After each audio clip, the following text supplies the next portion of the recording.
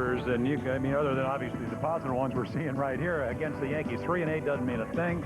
He does want to go to Boston. He knows that it's quite an honor to make the American League team. Also knows if he doesn't go, there are a lot of people that are deserving. So I would imagine, as always, we will see a strong performance, even though the numbers don't support how well he's pitched here at Yankee Stadium. What's better than baseball to cap off a 4th of July weekend? We're all set to do that for you. We'll try to stay cool, too. It's coming up next. First pitch on HTS. Sears. Tonight's Maryland Lottery Baseball Scratch-Off Triple Play winner is Helen T. Hudler of Bel Air, Maryland. Okay, Helen, here's the deal. You've already won $50 worth of scratch-off tickets, and now you're automatically entered in the grand prize drawing. It'll happen on the 6th of August for $100,000. You can enter the Maryland Lottery Baseball Scratch-Off Triple Play game. Send any non-winning ticket to the address on your screen. Tune into every Orioles game to see if you're a winner. And remember now, you have to dare to win. Orioles come up with a victory that ended the 10-game losing slide yesterday. And, this one tonight, if the Orioles can win 2 in a row, will be viewed and scoped and watched by many, as you see the brigade of camera talent ready to bring this one to you here at Yankee Stadium. Well, the Orioles trying to split this series against the New York Yankees, and let's put Jim Palmer to work, our new Dodge keys to the game. Where's it start, Jim? Well, for the Orioles, Mike's record here 3-8, so get some timely hitting. He's pitched well, ERA under 4, and for Mike, you just do your job, another quality start. Been able to do that most of the season.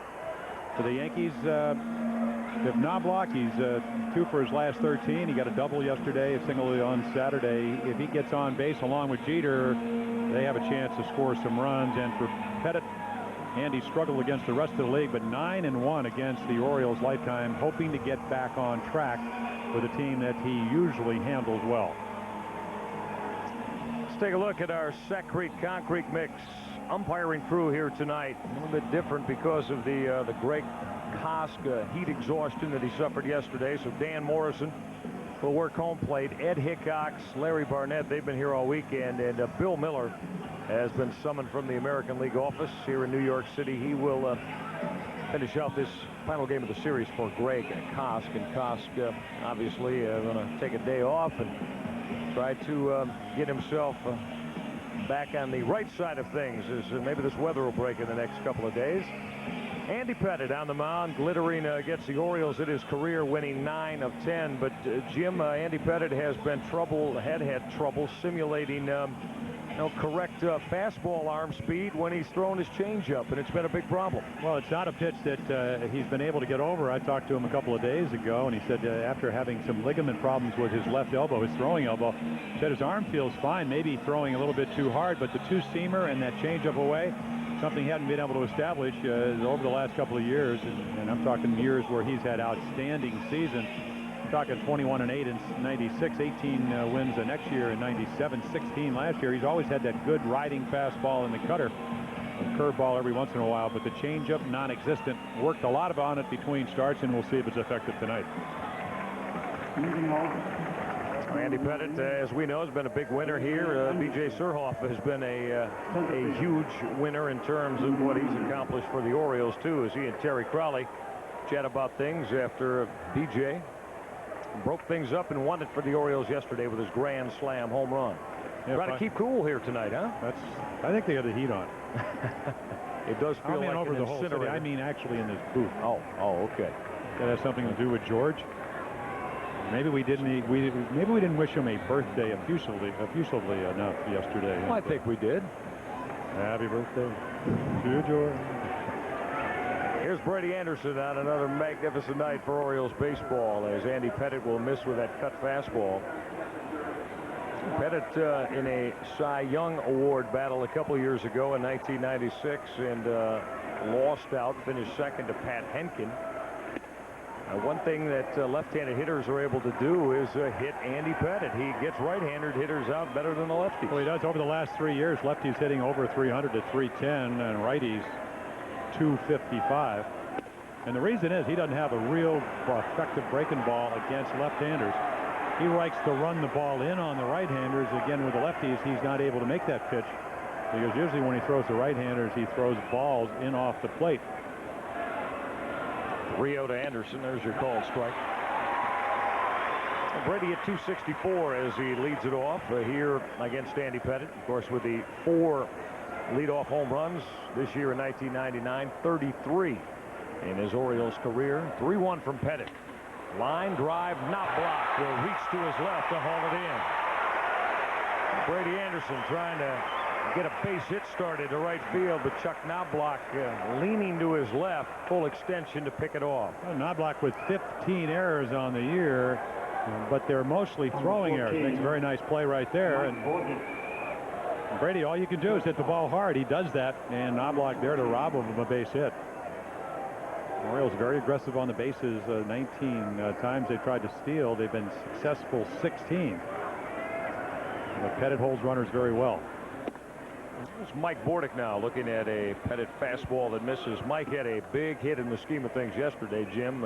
Facing Ramiro Mendoza. Orioles down 1 and went the other way with a base hit to right to tie the game in the 7th.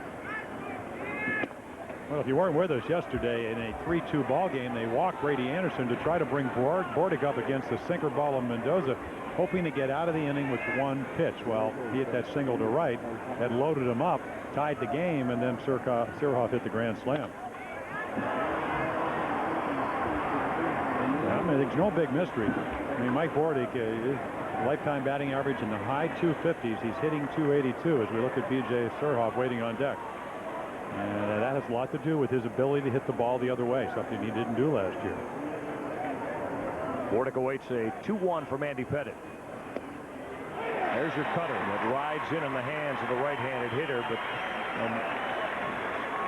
when he gets way ahead, because he needed to throw a strike, it's 2-1 here, he tries to throw that ball off the plate. You can see Girardi just presenting it to Dan Morrison, the home plate umpire, just trying to give him a chance to call it a strike.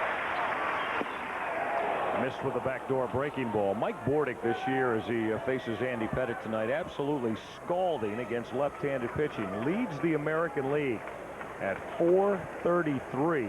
This up from 180 last year. Yeah, 178, something like that. Brady, the second lowest in the American League last year at 184.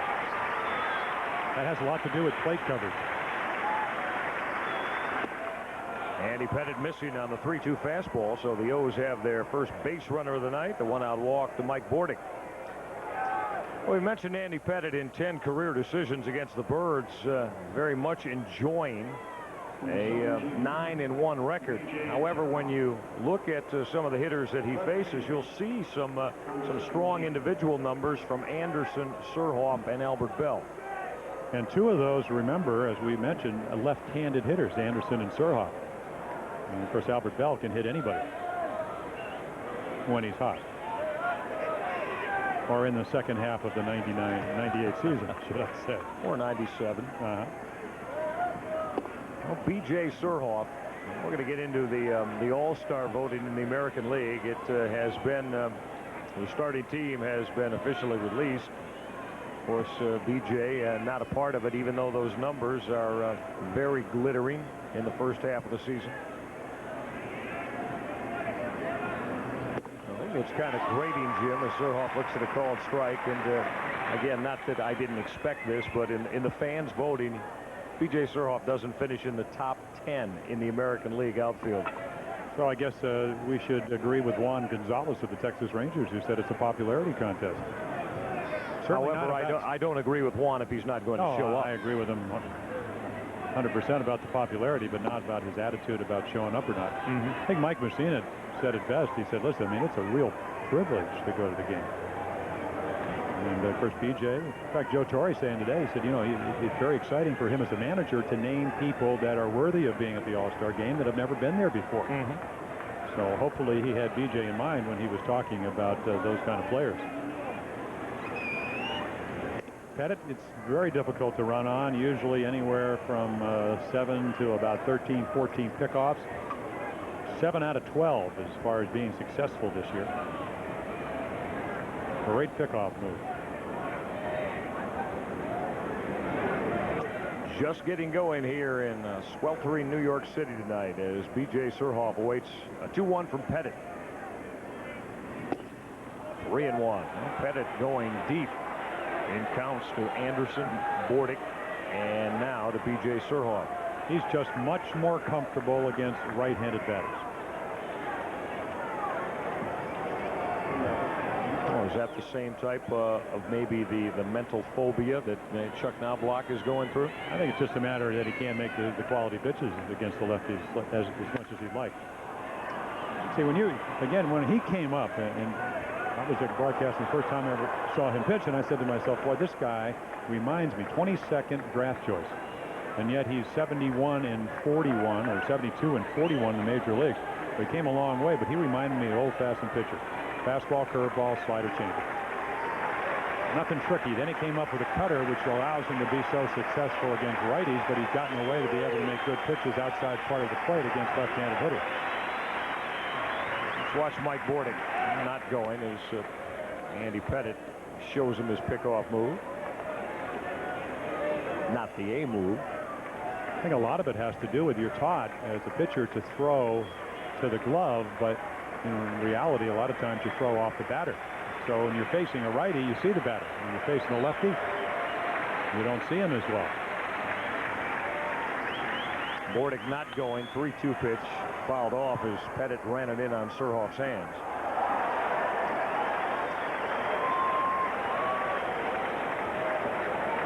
Oh, it's 96, 97, and 98, although the wins have come down, Jim, from what 20 to 18 to 16 in the last 3 years. But Pettitte was right there through those 3 seasons with John Smoltz as the 2 top winners in all of Major League Baseball.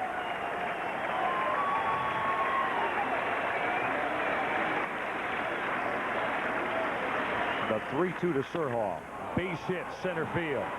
B.J. Surhoff now with a hit streak at 12 games. A base hit at least in 33 of the last 34. As Surhoff just continues to roll along here in New York.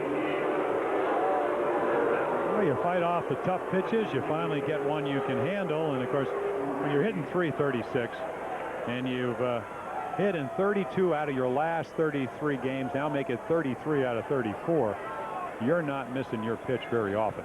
And we saw that yesterday with the grand slam. 5 RBIs on a very warm afternoon in New York. The O's have something brewing here in the opening inning against Andy Pettitte. Albert Bell not in right field tonight, serving as the DH. Ground ball up the middle, base hit center field. Bordick has turned third. He'll come to the plate. No throw as Surhoff motors on over to third, and the Orioles are on the board on Albert Bell's RBI base hit to take a quick 1-0 lead. Andy Pettitte gave up 7 earned runs in his last start against the Tigers. And the Orioles trying to take advantage of maybe a loss of confidence. And pretty routine ground ball, except a lot of overspin. Jeter playing him more to pull the ball, can't get it. Bernie Williams is going to see if he has a play at third, but no, he doesn't. And Surhoff all the way around to third. So first and third for Jeff Conine.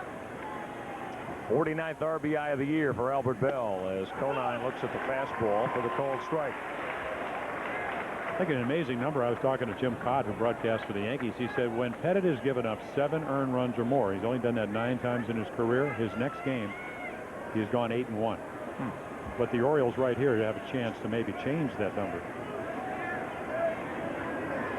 The 0-1 to Conine. Pettitte turned a pretty good fastball loose upstairs. I think the first time I ever saw Andy Pettitte pitch, he started in Baltimore, got knocked out, came back the next night and got a win in relief.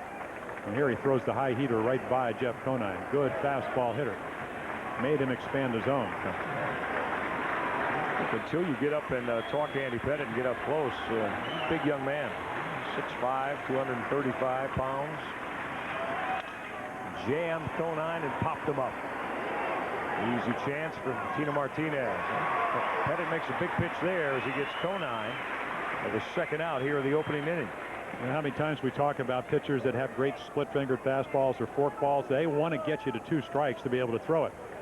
What Pettitte does is throws that cutter, and the cutter is he holds it just like a fastball, but a little bit off center, and it just comes right into the right-handers. And that was all over Jeff Conine's fist. Broke his bat. There's Rich Amaral. Rich getting a start tonight in right field. Just had 5 base hits in his last 12 plate appearances, but they have been pretty scattered out, rather sporadic, as he doesn't get a lot of time with the outfield of Surhoff, Anderson, and Bell. What do you have, about 3 starts in June? I think it was just 3. So he thinks he's hot, but he can't really remember. Is that the deal? That'd be a good way to put it. Called strike to Amaral. Rich has made 1 start in right field here to 4, so this is his second. He started 7 times in center field. His 9th start of the year, and this is the exact by the number halfway point for the Orioles tonight. It's game number 81 of the 162 game ride. That is a Major League Baseball season. Ground ball that's foul, so Pettit is quickly ahead at 1 and 2. I think this is a good chance for Ray Miller, the Oriole manager, to get Rich Amaral in there. Number one, it helps your defense. I mean, he is a much better defensive right fielder or center fielder than Albert Bell. So, Albert doesn't like a DH. It certainly didn't affect him. He already has an RBI. Mike Messina, it's always nice to be out there with guys that can run him down. Big outfield here in New York. And Baines only up a couple 4 times. 1 for 4 off the Pettit. So you give Harold a rest, help your defense, and hope that Amaral can help you with the bat.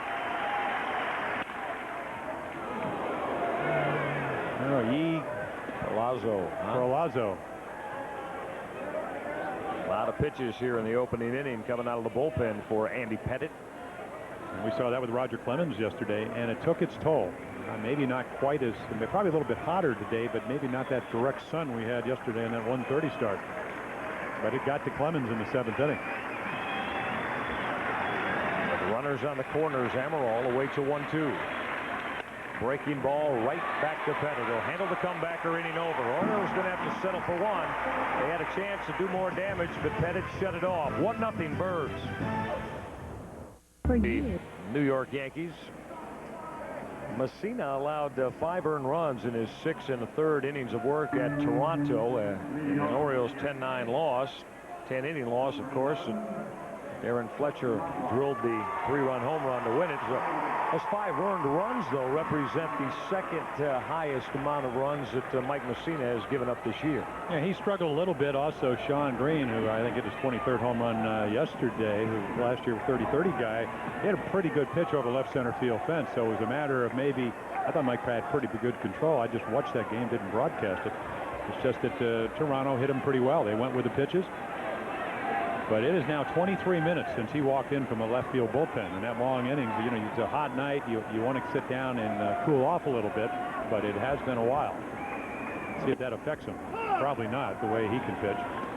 Chuck Knobloch looks at the call strike from Messina, leading it off. Knobloch at 262 on the year. Knobloch had a dreadful month of May. Only had 167, and his on-base percentage was just at 250.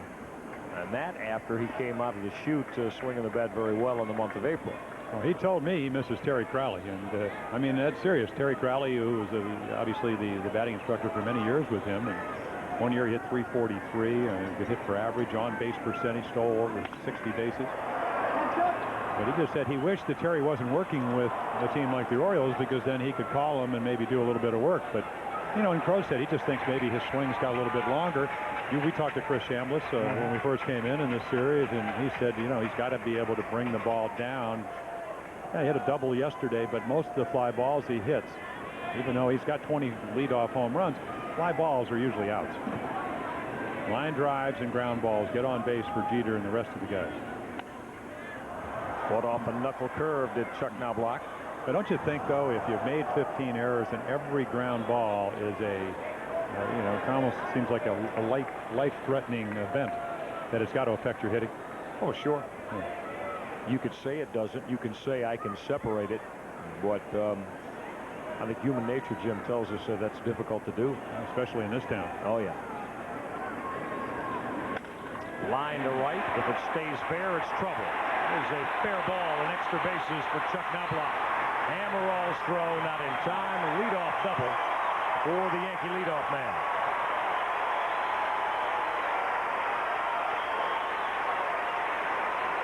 Double number 18 on the year for Knobloch. He was behind in the count, but like he got a fastball, Jim, and just went with it. And it's a pretty good pitch. Thigh high outside part of the plate. Look at his approach. Head behind the ball. Slices it into the corner. I think we saw yesterday Guzman with a couple of strikeouts on the inside portion of the plate. He definitely likes the ball better away than in. So sometimes what appears to be a good pitch isn't.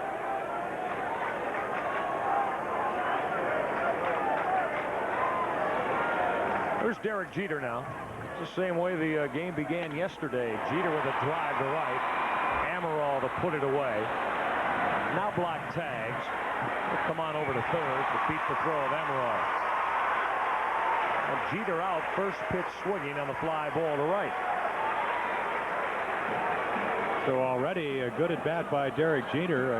When you've been getting on base as much as he has, 77 out of the last 78 games, but he gets the job done. It's like hitting that ground ball to the right side, except he tried to get a base hit the ball that hard. Knobloch good base running, and now you have a pretty good matchup. Messina versus O'Neill. Paul O'Neill took the collar yesterday. He was shut down by Juan Guzman and Scott Kamenicki going 0 for 4. And hadn't had a base hit in his last 10 here in the series. And they're going to concede the run. And I'm a little bit surprised here. The way Messina can hold runners, you don't worry about O'Neill stealing. 333 lifetime hitter off of Mike. Well, maybe Ray Miller looking at Andy Pettick's earned run average, or almost 6 runs a game, saying, listen, you know, 1 run's not going to beat us. We have a 1-run lead. Let's stay away from the big inning. So any kind of ground ball just about anywhere with Knobloch speed to the infield is going to score a run. Messina's 1-0 to Paul O'Neill. Ground ball to second. Knobloch will score on the bouncing ball out from Paul O'Neill. Give O'Neill the RBI, and we're quickly tied at 1 apiece here in the opening inning.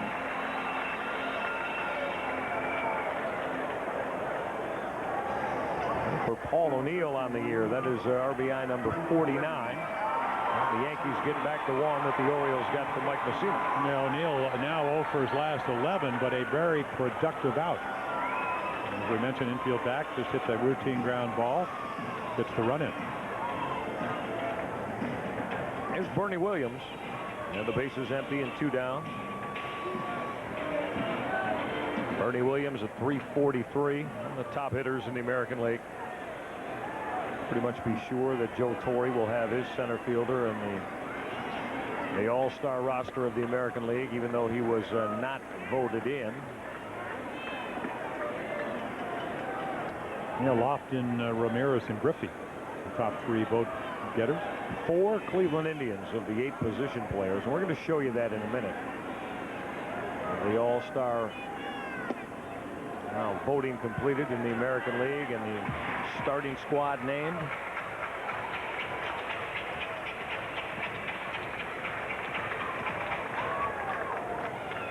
How about the home running hitting contest in Fenway?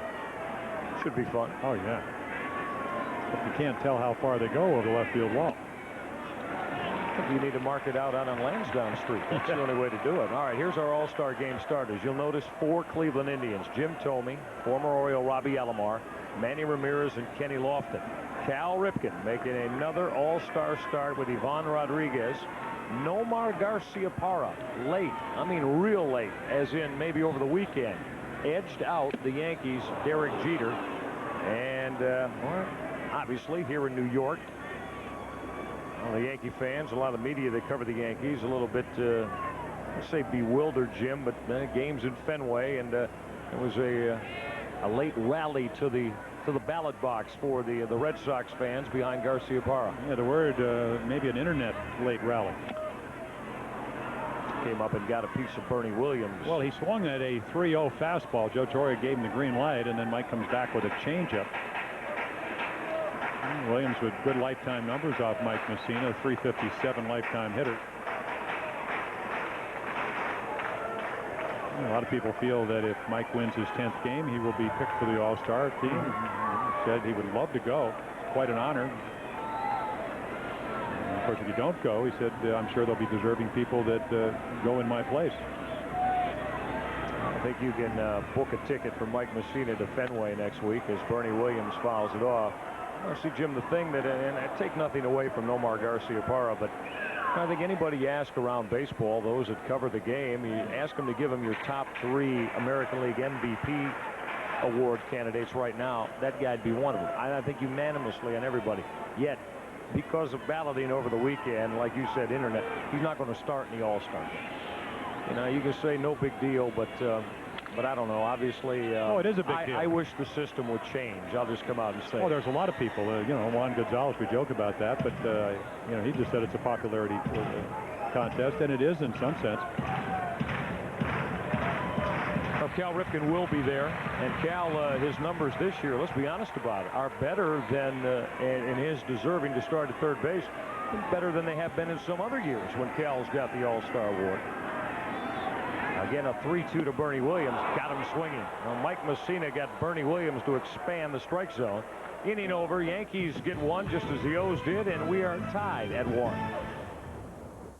Base in the American League for yet another record-setting time. Cal Ripken.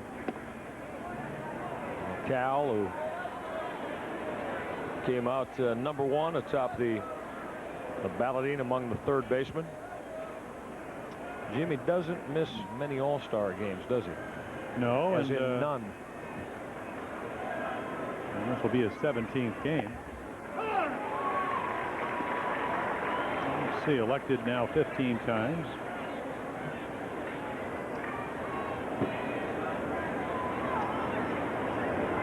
Cal at 306 with the 10 home runs, the 32 runs driven in, and of course missed just about a month of baseball. This is lined into the corner and left. Curtis over to backhand. Ripken thinking double. Chad Curtis throw. Not in time. Cal Ripken hit that bag at first, and with some assistance from Marv Foley, he tested the arm of Chad Curtis, who ranged far to the backhand side to go get the baseball in the corner. Not an easy play for Curtis, but Cal's still swinging the bat well. And okay, what kind of run? You see how sharp he cuts it? He cuts it a little bit, hits the inside of the bag, and a good throw might have been close, but the throw a little bit off. So Knobloch just puts it in his glove and tosses it back to Pettick. And let's see what Jerry Hairston, who's he's been superlative with the glove, 0 for his last 11, but on occasion he's bunted, hit the ball the other way. Very good with runners on second base a couple of times in this series, getting the runner to third with less than 2 outs. Well, Ripken aboard with that leadoff double, his 17th two-base hit of the year.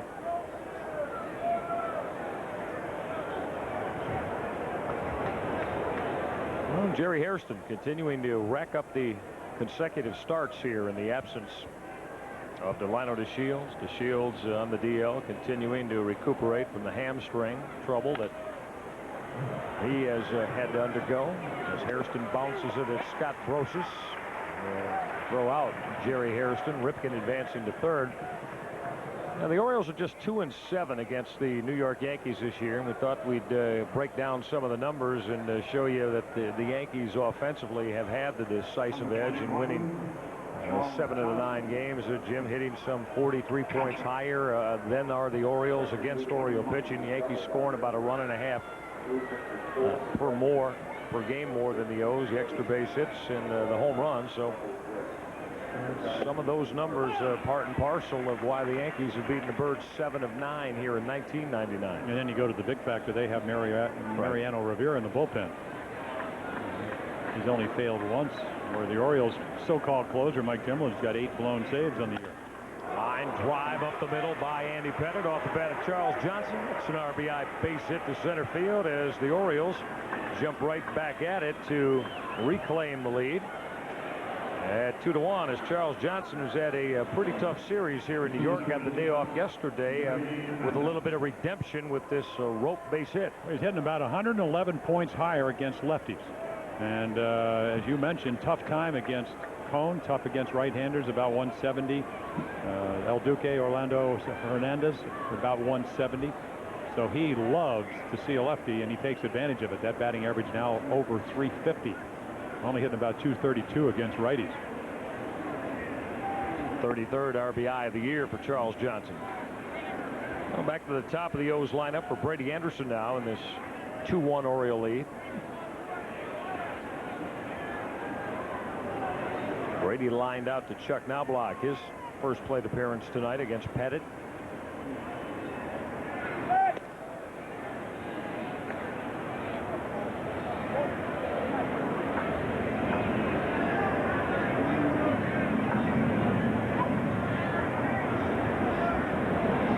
Brady, too, has made the kind of jump against left-handed pitching that quite to the extreme that Mike Bordick has, and going from 178 up to around 430.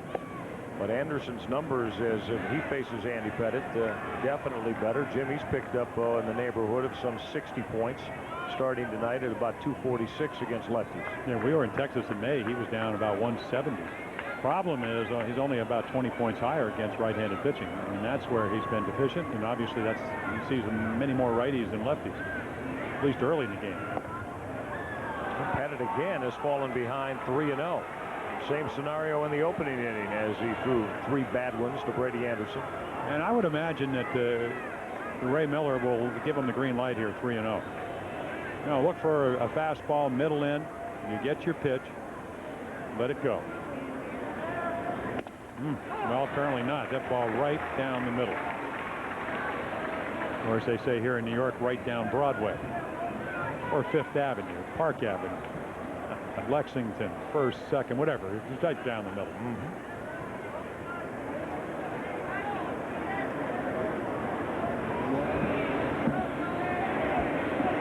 Brady awaits Andy Pettit now. See where Pettit's going to go. 3-1.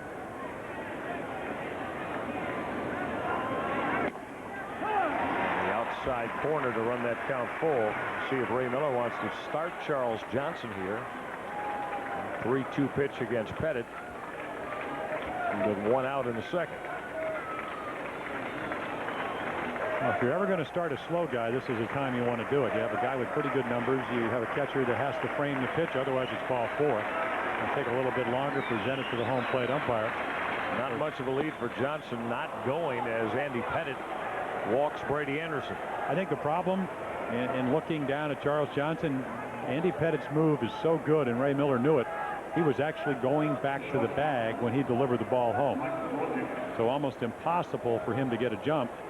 And if, of course, you give him the go-ahead, he probably would have gotten picked off. And there's Mel Stottlemyre. He was wondering all that work. I haven't seen him throw a changeup. Talking about how he was trying to get into where he was throwing his fastball and changeup with the same arm action. Hasn't had a chance. Constant pressure here into the second inning. Pettit trying to turn the pitch over toward the outside corner. Might have got a piece of Joe Girardi. Girardi flexing that hand down at the plate.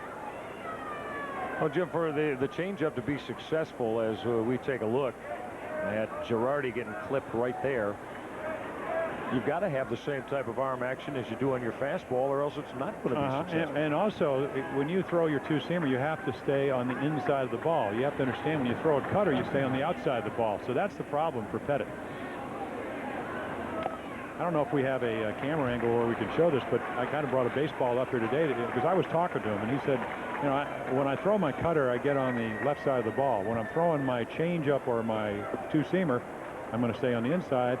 When he said, I just really can't do that. So, and if we, I'll try to show you when we have a little bit of time what he's trying to do. Right now, Andy Pettit has gotten ahead of Mike Bordick. Orioles with a couple aboard and have the 2-1 lead. Pettit's 0-2 to Bordick. And there's a cut fastball. That's a pitch he wants to get the right-handed hitters out there. And that's the pitch he throws when he gets ahead.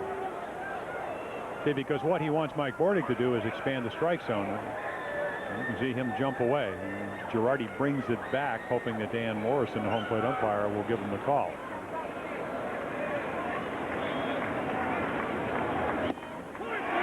Call there, came right back with the same pitch. Now Andy Pettit just ran that fastball in on the inside corner, boring in under the hands of Bordick. Just a little cutter.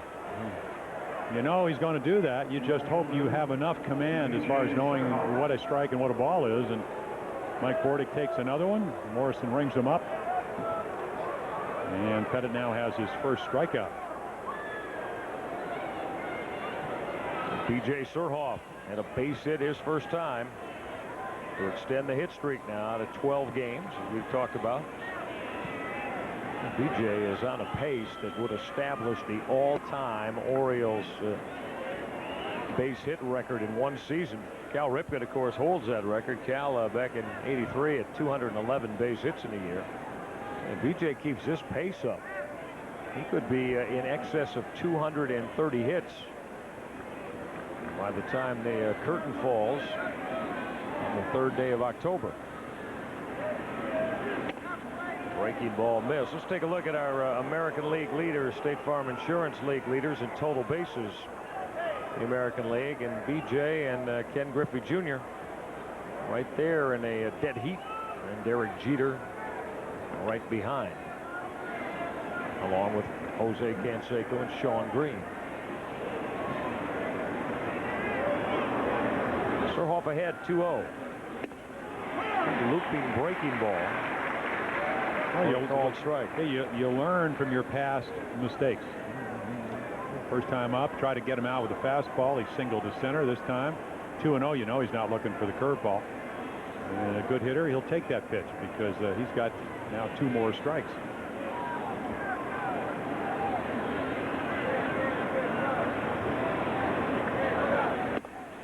Three and one on Surhoff. What, 3 more home runs and 27 RBIs? He'll tie his all-time numbers in home runs and RBIs for the season. With a hot week, he could have the home run thing all accomplished by the time the All-Star break hits. Only 3 away from his career best year of 22. 3-1 pitch. So get out of play. But the thing is, he's not trying to hit home runs. If you go back to the Grand Slam yesterday, he almost hit it. It appeared almost with one hand. Yeah. It was a changeup. Mendoza, I would assume that Torrey brought him in to throw that sinker and maybe get the double play from Bordick. But even then, he goes to the changeup. BJ's out in front, but he's seeing the ball so well. His fundamentals and mechanics are so good. He stays behind. Still has enough to hit it with one hand. Grand Slam home run. Charles Johnson, Brady Anderson aboard. 3-2 pitch with 2 out. They'll be moving. Fly ball center field. A lot of room for Bernie Williams. That'll do it. Orioles strand 2 as Surhoff flies to center. Birds get 1 in the inning and take the lead. In New York City. Now, when I first heard about it, I got to tell you, my first thought was maybe you put the beret on and we're out with Curtis Sliwa and his guardian angels trying to be the protectors of the city, and everything went bad and you got into a little mishap. No, I was taking the garbage out, sliced my foot, a lot of blood, came out to the ballpark, talked to Richie Manziel about 2 o'clock. He said, go to the hospital and never come back. And so I went over to Columbia Presbyterian, and Dr. Maxwell Park. Where's he from? From San Diego. Okay. And I said, what are you doing here? You never have this humidity. You never have this heat down in San Diego. He said, I'm learning to be an orthopod. I said, well, have you ever stitched up a foot before? He said, no, but let's go for it. And here I am. Let's give it a shot. See, you get 8 stitches in the foot, right? Right. And yet you're a gamer, and you're up here, and you made it back to the ballpark in time to take care of with business. the best of them. Yeah. Tino Martinez facing Mike Messina here in inning number 2. Well, yeah, I mean, you got Jim Cott and Kenny Singleton over there, and then you got, Cott won more games than I did, about 288 or whatever, and then you got the Hall of Famer Joe Morgan. There's Cott and Singleton. Yeah. Joe Morgan's here with John Miller. You got to show up. It's going to be a game timer. Mike Messina is showing up and trying to get his 10th win of the year as Martinez lost it foul. Let's take a look now at how Mike Messina fares against some of the Yankee hitters, and there are a couple that have put up very good numbers. In fact, look at the first 4 in the order. Knobloch, Jeter, O'Neill, and Williams. The dip comes with Martinez and Davis, and then 7, 8, and 9. Curtis, Brocious, Girardi, all very strong. And you wondered why Curtis, right-handed batter's in there. You could tell by that number. Good lifetime numbers. And, of course, also Shane Spencer, who was handed the regular job and was hitting very well, a regular heartbeat. So it's now between Leday and Curtis. Curtis was more experienced, better numbers. He's in there. Messina's 1-2. missed away. You see Mike trying to hold that pose as Charles Johnson framed the pitch for the home plate umpire Dan Morrison. The one thing about Mike Messina, just great control, but if he's watched the first 2 games, specifically, or actually the first 3 games, when Ponson and Johnson and Guzman, they pitched in a lot. So if you pitch in, it makes you much more effective when you do go away. You just can't be one-dimensional against this team because they have good plate coverage. And by that, I mean they can hit that outside part of the plate. But Jason Johnson on Thursday night, or actually Friday night, was fabulous. And all the Yankees talking about how well he pitched in, and then Ponson took note of that. Guzman maybe more away yesterday, but again, the 8 out of the last 9 outs recorded by strikeout. And then again, a very big strike zone. Why not throw it away? Ground ball over the head of Messina. Hairston had Bordick cut in front of him, going across the bag to his left to throw out Tino Martinez. Hairston and Bordick look like to be on a crash course momentarily. But seniority won out. Hairston with a couple of outstanding plays yesterday. I'll tell you one thing about Tino Martinez, he is not going to get too many leg hits. But you can see Bordick with the better angle going towards first. One of the best shortstops in the American League in general, but on the run, nobody throws better. Not even Jeter. Going the hole may be a little different story. Here's Chili Davis now. Messina will miss with the knuckle curve. Chili Davis was very cold when the Orioles came into Yankee Stadium, but he has started to heat it up a little bit. He touched off a long solo home run off Juan Guzman. We showed you that in Orioles report tonight. It had Guzman shaking his head down 3-0 as Davis drives it to left. Surhoff ranging toward the corner to pull it in. B.J. Surhoff hard toward the corner to his right to make the catch on Davis's drive. Yeah, positioning, very important part of good pitching. And B.J. playing him pretty straight away. He's got great range, great instincts in left, and he just runs it down. Does his Dave Winfield. Remember when Winfield used to climb the wall here? With those 39-inch arms and take away home runs. George used to get mad, though, because his spikes would rip up portions of the protected padding. What did he get, a 10-year deal from George? Something like that. 10-year deal for, what was it for? At the time, something like $31 million, I want to say. Does that sound about right? And George started calling him Mr. May. Well, yeah, because he would have a good May, and he went 1 for 21 in that 1981 World Series. Base is empty with 2 down. Mike Messina's been pretty good in July. Mr. July as far as his major league career has gone. Mike 18-8 in the month of July. Not his best month. Early in the year, Messina is coming out of the gate and had actually more wins in the month of May. 25 big league wins in his career have come in May. The outside corner to get ahead of Curtis at 1-2. Yeah, really doesn't have. He's never had a bad month. I mean, in the sense, right, throughout his career. Say the worst month he's had is 22-14 in August, or 17-10 in September, October. It's still pretty good, isn't it? Very good. 7 games, 8 games above 500. And on the road, Mike Messina has a +31. Kind of borrow that plus minus from hockey terminology. 63-32 as a road career pitcher. The 2-2 to Curtis, bounced over the mound. Bordick will charge. Let's go to the top of the third. Orioles have a 2-1 lead here in the Bronx. On a ball like that, they have all kinds of time. So if they can catch it cleanly, the batter's not going to get out of the box with any kind of. He's got to turn. The ball's already in his glove, and Albert's probably a step or two. Not that he's not running hard, but it just know you got plenty of time, and all it is about making an accurate throw. And Bush has got a good arm. 1 pitch and 1 out as Albert Bell bounces to Scott Brosius. Jeff Conine popped out his first turn, hit with runners on the corners, and had it induced him to pop up to Tino Martinez. Well, but if you haven't enjoyed watching Jeff Conine swing the bat since putting on an Orioles uniform, you really should start honing in. Fly ball, fairly deep left center field. Room out there in the Death Valley for Bernie Williams to make the grab. Well, there's your Camden Yards home run right there. I mean, that ball out of Camden Yards, just a can of corn here in Yankee Stadium. We talked about it yesterday. A much bigger park, even though it's been shrunk down from what it was years ago when they remodeled it back in the 70s. Lefties, David Wells. Did he like to pitch here? Yes, he did. Most left-handers do. Well, you should. Like you always talk about, you and Mike Flanagan, if you go out there with a plan and you're a left-hander with some stuff here, you should do very well. Bounce to a charging Derek Jeter. He'll gather and throw out Rich Amaral. That's a 4-pitch inning for Andy Pettit through Bell, Conine, and Amaral. 2-1 Orioles Technologies trivia. Who was the last pitcher to throw a no-hitter against the New York Yankees? Last pitcher to throw a no-hitter against the Yankees. How would we know that? We got to give it a go. Think about that a little bit, and we'll revisit. Well, can we have like an era? A decade?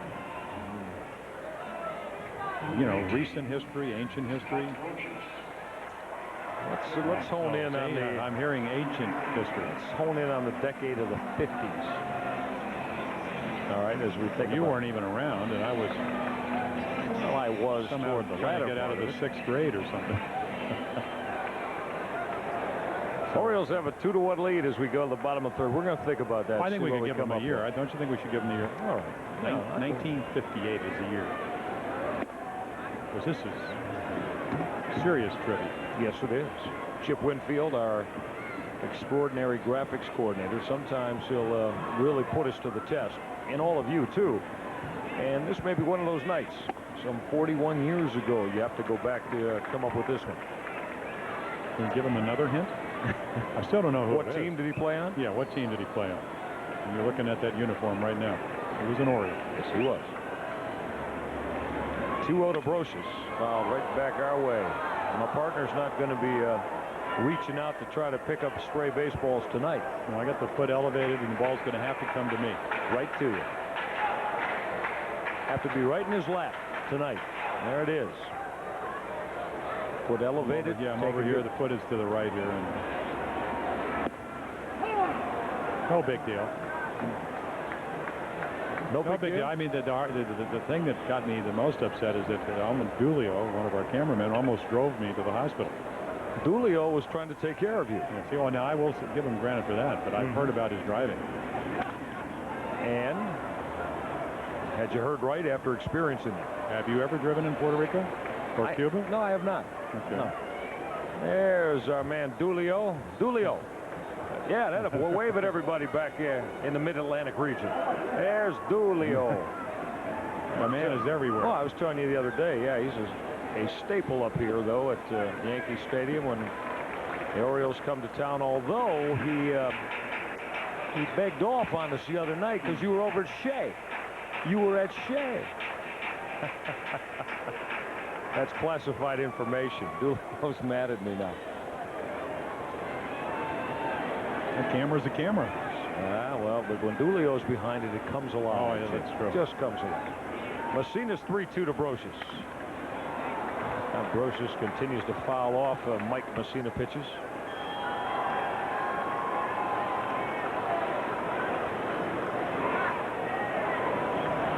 Talking about cameras being cameras. Well, right. we are. Nothing's going to be missed tonight. Well, if you're thinking about doing something illegal or fattening, don't tonight. It's going to be found out. Base hit left field. Scott Brocious. And a leadoff base hit for Brocious to start inning number 3. Just the second Yankee base hit tonight against Mike Messina. I think Mike, and this gives you an idea of what kind of command he has with his ability to throw any pitch at any time. He's only walked 4 in his last 5 starts. He throws him a 3-2 curveball. And Brocious, appears to me, he's seeing the ball pretty good. Last year hit 300. This year, after a ankle injury, in fact, did it right here in New York against the Orioles back in April. Starting to swing the bat a lot better. 3-run home run to win the game on Friday night. Actually, Saturday afternoon. Girardi puts down a very nice bunt. Messina has to go to Conine covering to nip Joe Girardi by half step. Sacrifice successful. 1-3 as Messina takes care of Girardi. Well, I can understand why Joe Torre does this, because Girardi hadn't been playing much, hasn't been hitting much. He's a good bunter, always has been, runs pretty well for a catcher. So try to get that tying run into scoring position. You stay out of the double play. But again, American League Baseball, if you don't get good pitching, you don't get that many outs. You only get 27 out of them. They give one up here. And Mike Messina, that's got to make him happy. I mean, it certainly enhances the chances of scoring a run for the Yankees, but in some senses, because the runner's at second, but it takes away the chance of a big inning. No, I agree with you. American League Baseball, early portions of games, why would you give up an out? Now, I'm not questioning Joe Torre here or Ray Miller or anyone else. It's just, you laid it out perfectly. I don't have to add to it. It's, Joe thinking maybe runs are going to be tough to come by tonight against Mike Messina. Let's see if we can get it tied up. Some managers will do it, Jim. Some won't this early.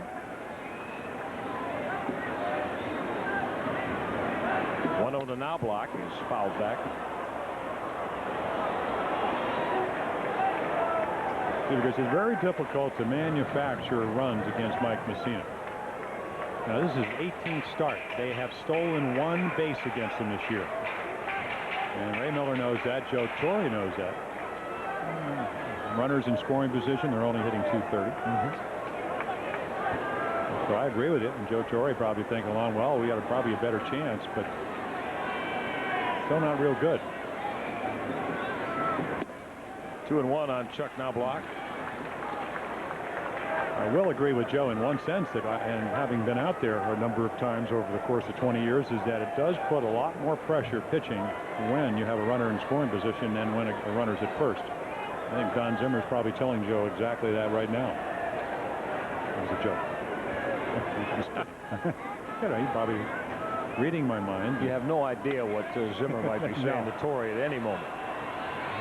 And that's part of the beauty of it, I guess. Managed the Yankees 21-15. 6 games over while Torre was gone. Now, Joe, this is his 4th year. He's 137 games over 500. 2 world championships. But as a manager, he came from way under 500, of course, with this success he's had in his 3-year run here in New York. As a player, I guess what, as a manager, it took him, what, 2,200 games or something like that to get to 500. Messina trying to get Knobloch. 2-2 pitch. Knobloch checked it. Did not go, according to Ed Hickox down there at first base. So that's the pitch that Mike Messina used a lot in Toronto, sometimes with effect, and that's that cutter slider that he came up with. And so we looked at a lot of those numbers. He did not have that pitch, and a lot of those numbers were put up there. But the intent right there, Knobloch fastball count 2-2 to hopefully get him to roll over on that slider, and he already with the double must be seeing the ball well tonight off of Mike, because he laid off a pretty good pitch. Good pitcher's pitch.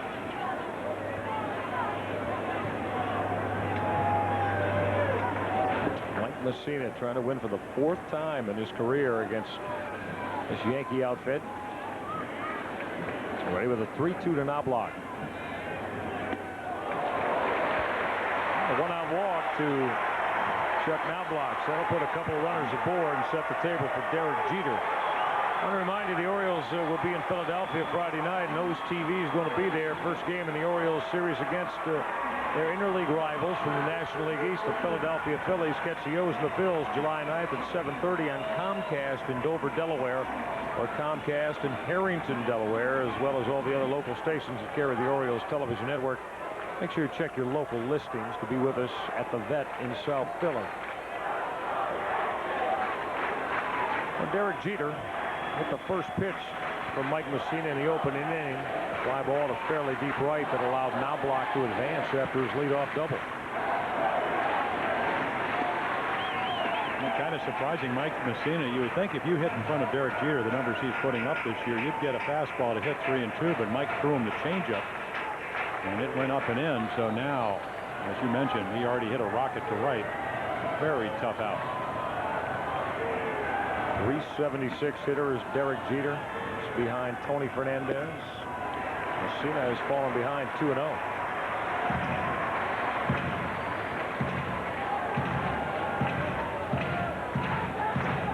I mean, over his last 133 at-bats, he's hitting over 410. It's a lot of at-bats to be above 400 in. It's a pretty long stretch. That's a month of baseball. 2-0. Came in on Jeter's hands as he bounced it foul.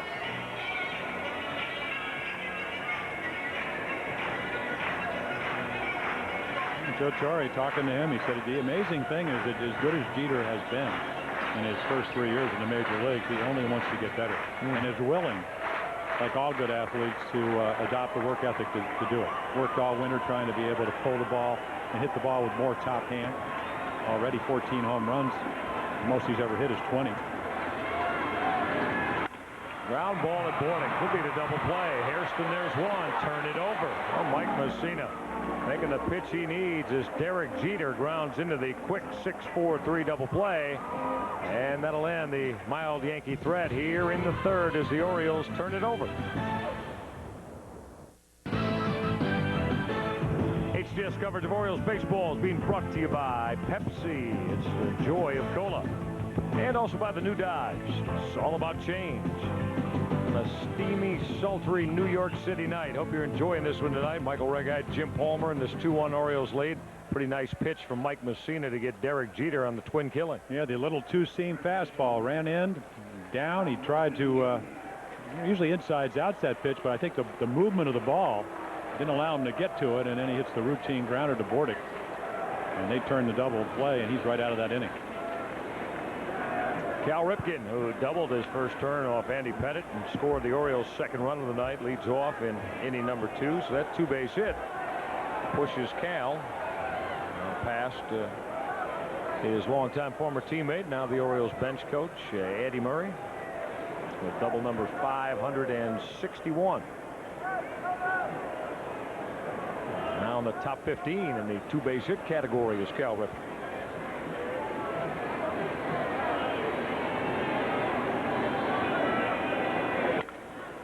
Ball that's foul just outside the bag. Now, if you're a third baseman and shortstop, you better be attentive tonight with Pettit on the mound because of all those cut fastballs.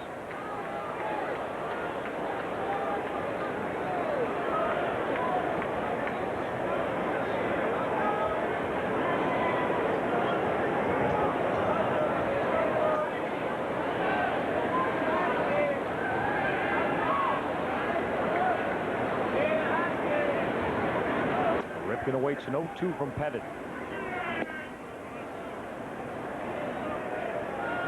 Cal will head up to Fenway Park and represent the American League in the 17th All-Star appearance. Play third base. Have a couple of swings at a Green Monster at Fenway.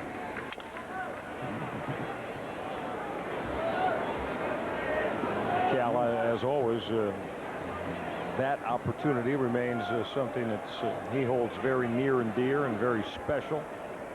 To be able to represent the Orioles in the American League as an All-Star. I think anybody that's ever gone is a tremendous thrill. To play against all these guys and for one night you get to be their teammates. Pettit's 1-2. Again, bounce foul. Down into the battery of cameras, dueling cameras.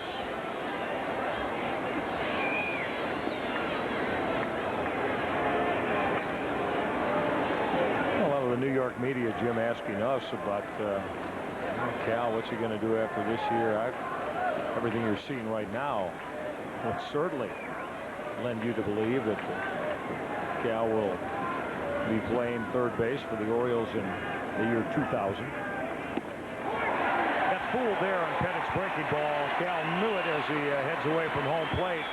Pretty nice pitch from Andy Pettit, that looping breaking ball that nipped the outside corner. Yeah, well, that's a good description because it starts off the plate and you give up on it a little bit because you think it's going to maybe be something else. And What distinguishes a good curveball? You don't pick up the spin.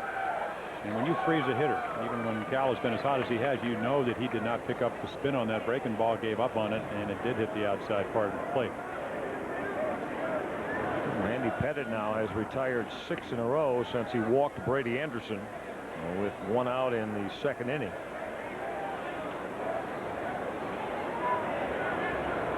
Yesterday, Juan Guzman, Jim, we touched on it a lot in Orioles report, but he's down 3-0, gives up the long home run to Chili Davis, and then he went to another stratosphere in innings 4 through 6, striking out 8 of the 9 outs he recorded, kept the Orioles in the game. And isn't that what it's all about? And what you like to do is make your team think that they can still win the game. And boy, how many times over the course of this season have Orioles starting pitchers failed to do that?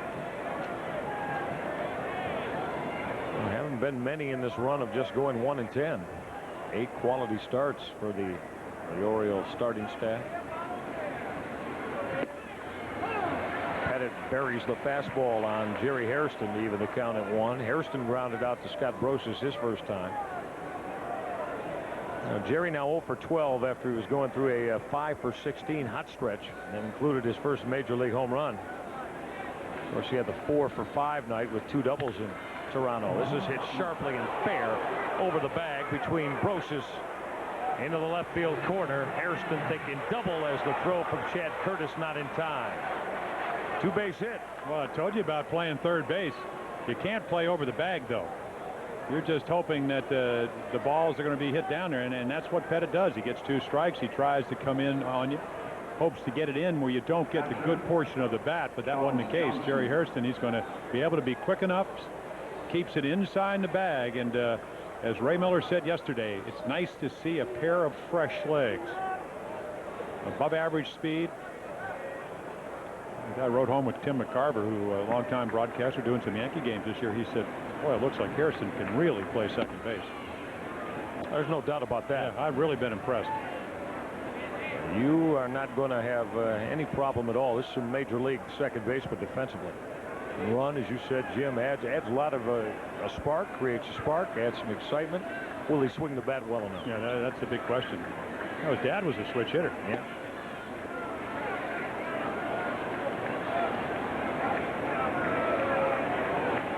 Jerry Hairston in scoring position here with 1 out in the O's half of the 4th. 2-base hit ended Pettitte's run of having retired 6 in a row. Johnson gets 2-0. Pettitte tried to stay in the inner half and miss. So he's falling behind 3-0. Well, he learned his lesson. You throw that thigh-high fastball and almost take one off your left knee. I'm sure that Andy Pettitte knows the scouting report on Johnson, but 3-0. Will Johnson be swinging? Pettitte staying with the game plan, trying to run that cut fastball in the inner half. Charles has not gotten much time off. Yesterday was just his 4th game rested in the Orioles' last 55. Pettitte has gone to 3-0, Jim, and a lot of Oriole hitters, but has found a way to come back and at least get the count full. And once again, look at Girardi. Moves in. He just, again, a little more pressure in the middle plate. That fastball just coming at you if you're a right-handed batter. It can come right at your fist. You can't distinguish a ball from a strike. Hairston's going, and Johnson fouled off a 3-2. Jerry Hairston. Well, he went on first movement from Andy Pettitte. Got a real good jump. Well, part of the process of holding a runner at second is to come up and vary the kind of looks you take. Maybe step off or whatever, especially with a good base runner. Now Knobloch will move a little bit towards second base to at least keep Hairston a little bit closer. But they avoided him early on. And that's what you want. I mean, that's what speed does. Obviously, if Knobloch is worried about Hairston getting a big league, it's very difficult for him to cover the ball to his left. you get that good base runner, he can give you those feints out at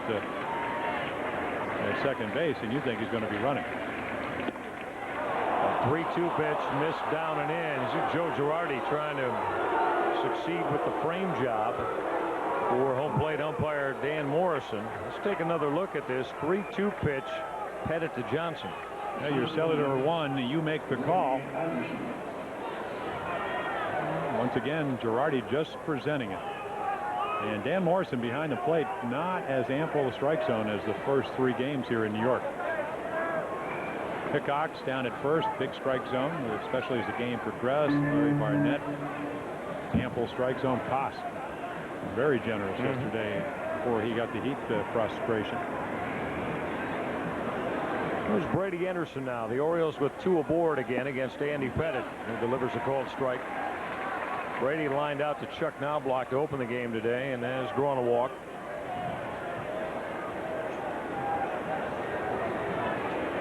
Well, Pettitte, who delivered only a 4-pitch 3rd inning, has gone deep into counts on the Oriole hitters he's faced here in inning number 4. Quickly ahead of Brady Anderson. And that breaking ball, he seemed to be able to throw that with some success tonight, Jim, being able to spot it in the strike zone. And that big curveball that I talked about first night I ever saw him. It's an old conventional, no splitter. A lot of people thinking over the last couple of years, as those win totals have gone down, became enamored with that cutter and became very one-dimensional in the sense that all he could do is pitch to right-handers in. Never could hit that outside portion of the plate. 1-2 on Brady Anderson. The Yankees with a lot of mileage out of a 22nd round draft choice. How do you be 6'5" and throw in the low 90s and go in the 22nd round? It's hard to figure out. 45 strikes of the 73 Pettitte strong. And they only have 1 out here in the 4th. 2-2 on Brady Anderson.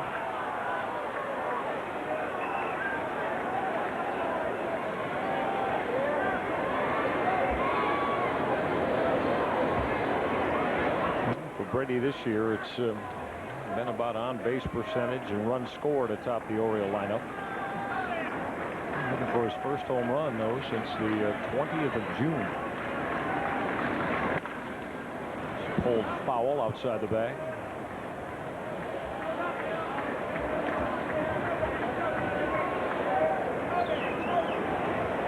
Anderson, though, with 12 home runs.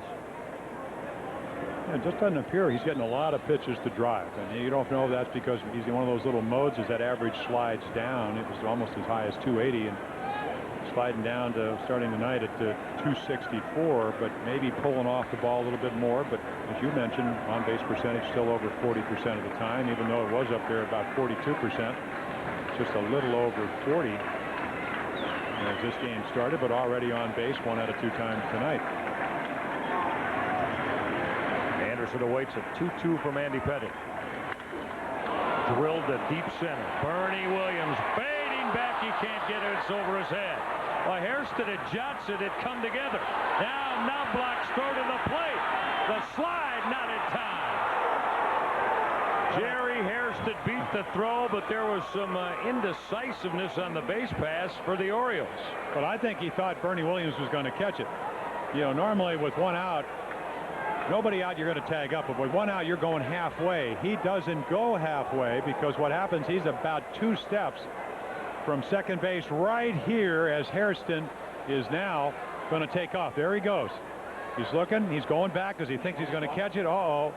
And I'll tell you what. Thank goodness he can fly.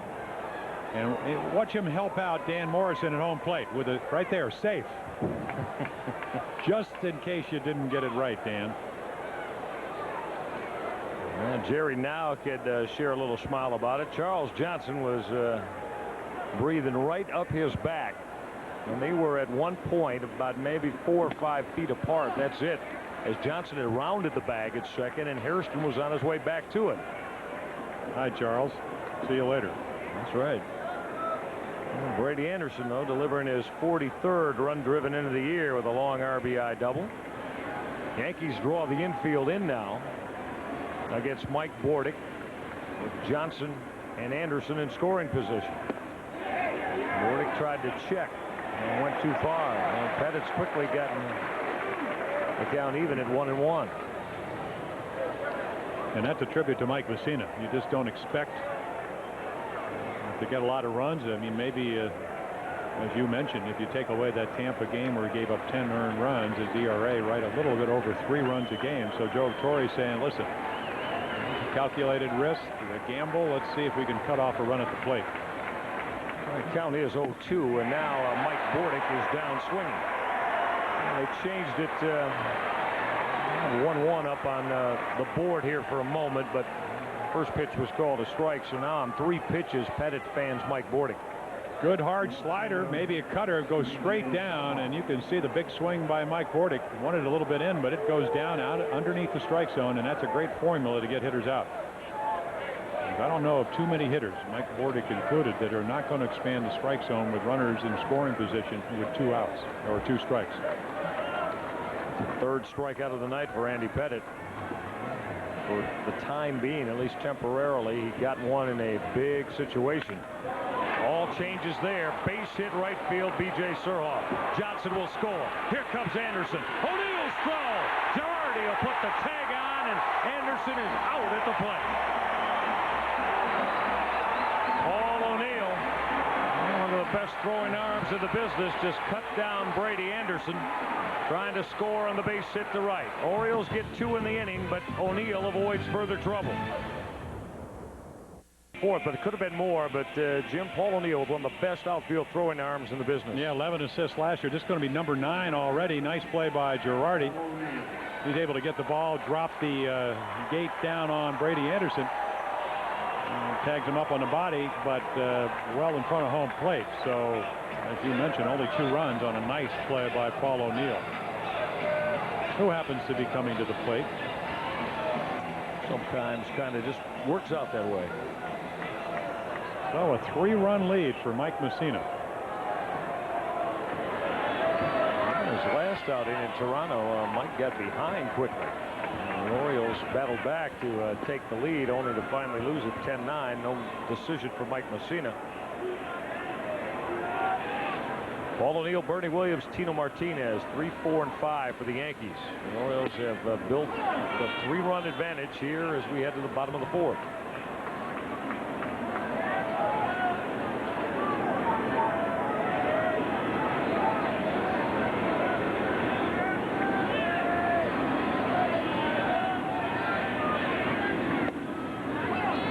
Quickly ahead, going to the fastball twice to get O'Neill in the 0-2 hole.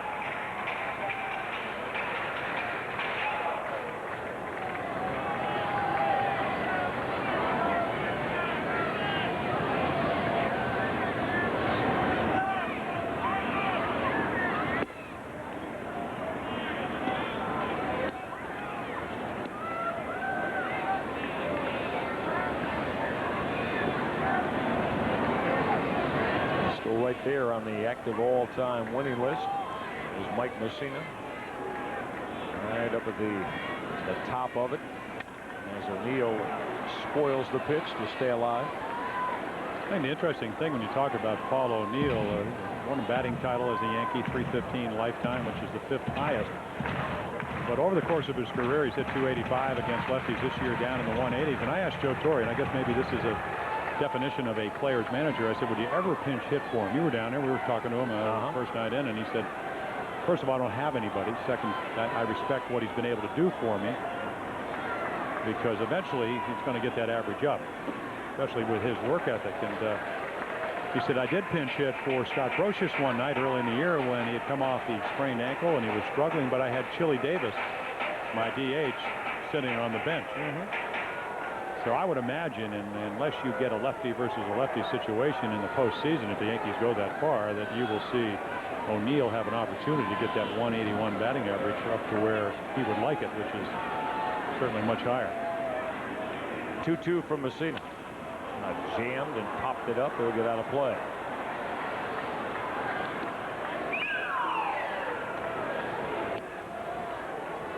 talked about Jason Johnson, right-hander, 25 years old, pitched very well, even though he lost 2-1.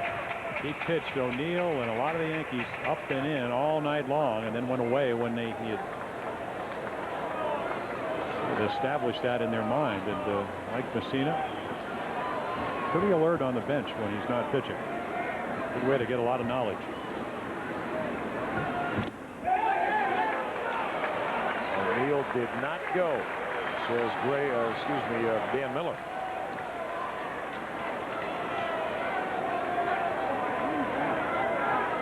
Did I say Dan Miller? Bill Miller. Yeah. I almost said Greg Connors. Right, because that's where Greg's supposed to be tonight. But well, there's the youngster, Jason Johnson.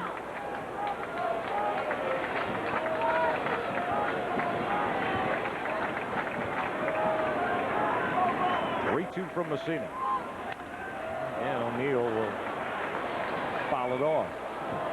Lowest nose today in Orioles history fact: July 5th, 1969.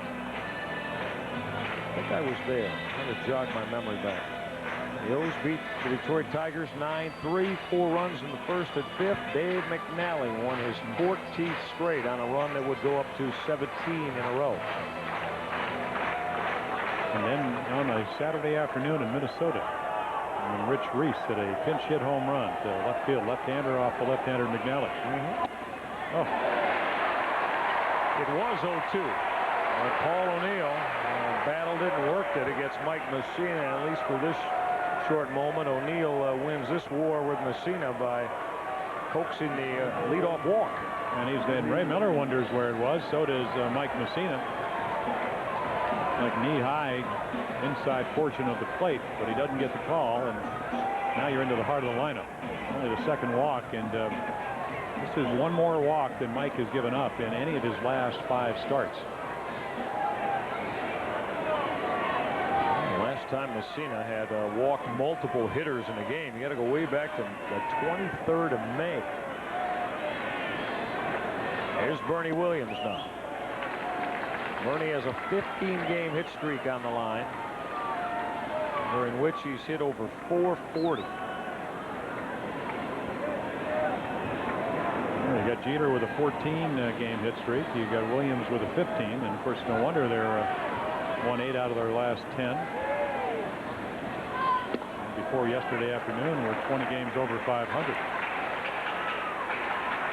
Second best record in baseball, and it was about two and a half weeks ago. What's wrong with the Yankees? Only about, I think at the time, Jim, they were 9 or 10 games over the 500 mark, and actually had about the 6th best record in baseball. But so winning 12 of 14 will do for you. 3-0 as Messina, at least temporarily here, has lost the strike zone. If you're Joe Torre, you know the guy behind him, Tino Martinez, does not have good numbers. Do you let Bernie Williams swing away here?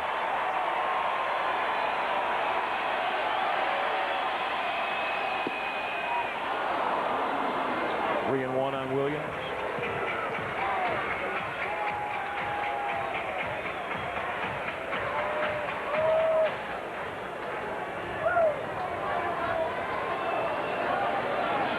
Who struck him out on a 3-2 changeup the first time up. Swung through a letter high changeup. On the ground at Hairston, might be a pair. Turn it over. Second double play that the Orioles have turned. They got Jeter to hit into the 6-4-3 to end the third, and now Bernie Williams with the tailor-made double play on 2 skips right at Jerry Hairston. Another 2-seam fastball. We already saw the one before. That was to the shortstop Bordick, this time to Hairston. Bordick able to avoid O'Neill. Tailor-made double play. Just get it to the shortstop. The sooner you get it to him, then he can avoid the runner. And the base is empty now for Tino Martinez. He grounded out his first time. There's the beauty of Messina, though. I mean, he was ahead of O'Neill 0-2, walked him, fell behind Williams 3-0. Able to come back, make the pitch he wants, and restore order to the inning. Well, one of his long suits is composure and poise, intelligence, feels his position, holds runners. You give him a bat, he gets 3 RBIs when he gets a hit. You can do so many things, but composure, poise, not losing your cool. He gets annoyed, but why not? Sometimes umpires have a tendency to annoy you. Oh, only at umpires he gets annoyed? Probably not, but talking about when he's on the mound looking yes. for pitches that he wants.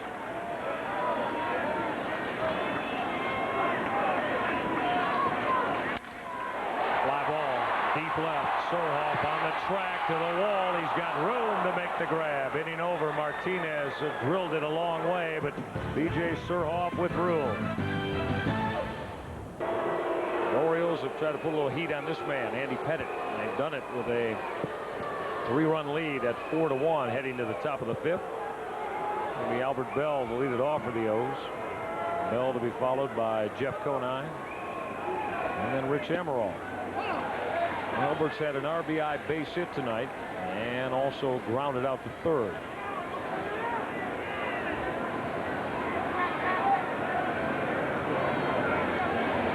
Steadily moved that average up as Albert Bell after it had dropped down into the lower 260s.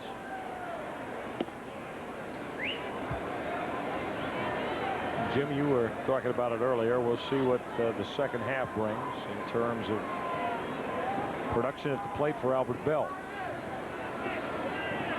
The track record says that second halves are his thing. Yeah, he'll get as hot as the thermometer in New York today.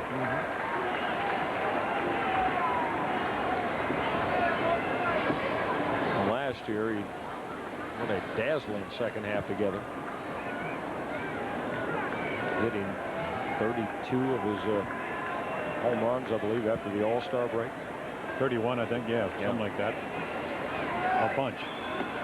Pettitte got him swinging. And that breaking ball that even though Andy Pettitte has been hit hard by the Orioles tonight, that's the pitch he's had success with when he's wanted and needed outs. And why? Because you're looking in. And Cal Ripken took one. Couldn't even get the bat off his shoulder. It's just a pitch you don't see that often, that big overhand curveball, because it's coming from 12 to 6. The terminology used to be a yacker, but off the table. Ball drops right off the table, and that's the illusion that curveball has. Goes right up to the edge of the table and drops. It's a 4th strikeout for Andy Pettitte. Jeff Conine, first pitch swinging, skied to center for Bernie Williams. A couple of quick ones for Andy Pettitte here in inning number 5. All right, those fans, Interleague Baseball back at the Yard Thursday, July 15th. The first Utah Street pregame block party featuring a live performance by Dr. Harmonica and Rocket 88. Good tickets still remain for the 7:35 O's Expos game. Get your tickets now by calling 1-888-848-BIRD. Montreal Expos of Philippe Ballou checking into the hotel in Midtown Manhattan as we're leaving today because they're playing the New York Mets over at Shea. Yeah, the Mets with a big weekend series against Atlanta. Won 1 out of the 3 games after getting shut out 16-0, 3-0. Armando Benitez, former Oriole, with a save because of injury to John Franco. Armando had a very strong 9th inning last night as he fanned all 3 hitters he faced. And Montreal and the Mets all tied at 1 apiece. They're in the 6th inning at Shea. Since we're talking about those 2 clubs. 1-2 now, and Rich Amaral has hit the ball on the ground twice tonight against Andy Pettitte. Another cellular one. You make the call.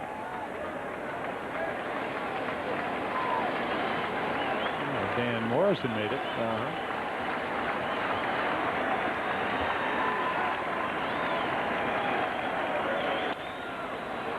In the right for a base hit in front of Paul O'Neill. So Rich Amaral drops the 2-out base hit in front of O'Neill.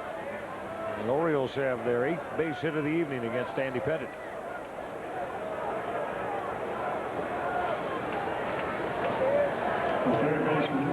You can saw the smile from Tino Martinez down at first. Rich Amaral and Tino, former teammates up in Seattle. There's Cal Ripken. In case you missed it, Cal will make the All-Star start at third base. He'll be joined by Nomar Garcia-Parra, Robbie Alomar, and Jim Thome. Alomar and Thome of the Cleveland Indians as his infield mates. The All-Star Classic a week from tomorrow night. Right, exactly. In Boston. It'll be interesting who Bruce Bochy of the Padres will be the manager decides to start for that National League All-Star game. Maybe probably not going to be Bottenfield of St. Louis, even though he's got 12 wins. Maybe Schilling. Lima. Yeah, I think we know who's going to be pitching for the American League. Pedro Martinez already with 15 wins. And yeah, it would be quite an upset if Martinez does not go next Tuesday as Ripken bounces and fouls. So Pedro pitched Sunday. His next start should come either Friday or I think Friday night. So he'll be sitting on 3 days rest, Jim, when he goes to the mound for what, a couple, 2-3 innings at Fenway. I hate to beat Joe Torre if he doesn't name Martinez, because I was in the '93 All-Star game. I was honorary captain when Cito Gaston didn't bring in Mike Messina. I told him, I don't think it's a good idea I stand next to you. Ripken with a ground ball to third. Brosius picked a short hop. Martinez will stay in contact with that bag. So Scott Brosius handling the short hop. Halfway home, Orioles lead. Anytime you thought Mike Messina might be in a little bit of trouble, he's come up with those two big double plays. One by Jeter and then last inning the one by Bernie Williams. One to the second baseman and one to the shortstop. Chili Davis, the veteran DH, swinging from the left side to lead it off. Chad Curtis, Scott Brosius to follow. This is 6, 7, and 8 for the Yanks. Orioles trying to win the finale of this series and come up with a split here over this weekend. Well, obviously you didn't want to lose the first 2 games, but you did. So what's your mission? Your mission is to win yesterday, and they were able to come from behind and do that with a 6-run 7th inning. And maybe if they win tonight, this will be the start of one of those runs they had a couple of weeks ago. Base hit right field. Chili Davis got a 2-0 pitch, and he drilled it hard to right for a leadoff base hit. Chili will tell you he looks for pitches. And once again, when you get 3 strikes, and when you're 39 years old and you've been around the block many, many times, 2-0, he looks like he's looking for something soft. It looked like a changeup to me, maybe a little bit off. That's in the twilight zone right there. Thigh high to a lefty. They don't miss those, especially when he's been on a hot streak. Home run, as you mentioned, 3rd deck yesterday and 3 hits on Friday night. We'll make it Saturday. There's Chad Curtis. He takes the fastball for a called strike. Curtis going with the high socks. Pant legs rolled up. Tonight here in his start, it's been a struggle for Curtis, who the last couple of years really either been a 4th outfielder or also was able to get a lot of time when Bernie Williams was down on the DL, and filled in very, very well swinging the bat. And playing decent defense too. And he could steal a base. He stole 5 out of 7.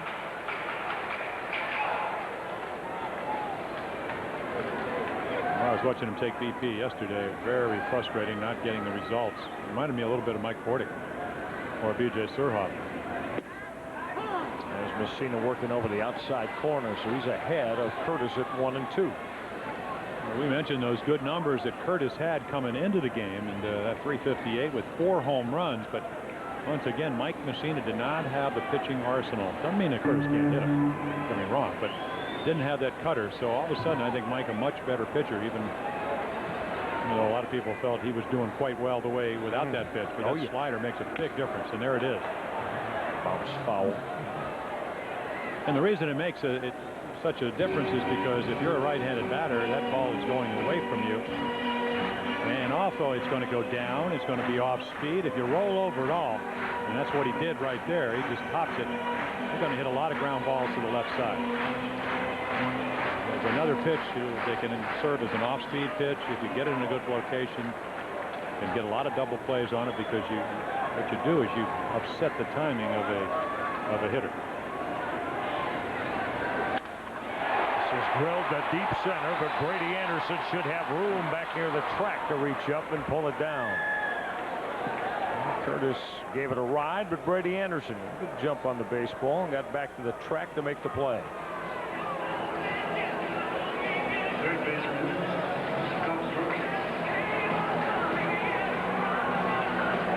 Mike Messina has only given up 3 base hits tonight. He works with his 3-run lead. Now block a leadoff double and scored in the opening inning. Brosius leadoff single in the 3rd.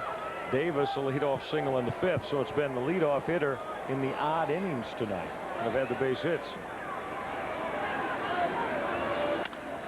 Brosius pops it up for Jerry Hairston into short right. He'll put the squeeze on it, and that's 2 quick ones now for Mike Messina after Davis's base hit. Let's finish off our Time Bridge Technologies trivia. Who's the last pitcher to throw a no-hitter against the New York Yankees? It was back in 1958. Wore an Orioles uniform. And the answer is a knuckleballer, Hoyt Wilhelm. His only win for the Orioles in that season. Late in September. Wait, his only win in the whole season? What did he get there in 15th of September? No, the no-hitter was thrown on the 20th of September. But that's his only win of the year? I didn't research that, but I would think that that's accurate. It was a trade we're hearing. He didn't come to the ball club until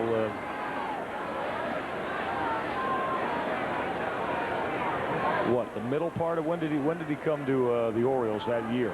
July? You talking to me? Was it? I'm talking to the I'm throwing this out for everybody. I don't know. I'm sure Tom Davis would know. He knows everything. It was his only win with the Orioles. Won 3 games that year. Won a couple with the Cleveland Indians. Girardi with a hard ground ball that'll get by. A diving Jerry Hairston. Oh, Joe Girardi with an opposite field base hit. So that brings my point back in the 3rd inning. You get the leadoff batter. You talked about 3 times they've had the leadoff guy on you. You give Mike Messina an out. So you take away a big chance as this ball is lined. I mean, that's what Girardi does best, and what he does is bring the leadoff hitter back up. But again, I mean, it's not that he can't get a hit, but when you give him an out, and they did that, you take away the chance of maybe getting to Mike Messina with more than 1 run. Chuck Knobloch. Knobloch has been aboard twice tonight. Doubled to start the game into the corner and right and scored the Yankees' only run. Mike Messina walked him in the 3rd. 2 aboard in the Yankee 5th. Knobloch fly ball, short center. Brady Anderson. He's got it inning over. Let's head to the 6th. Orioles maintain their 4-1 lead.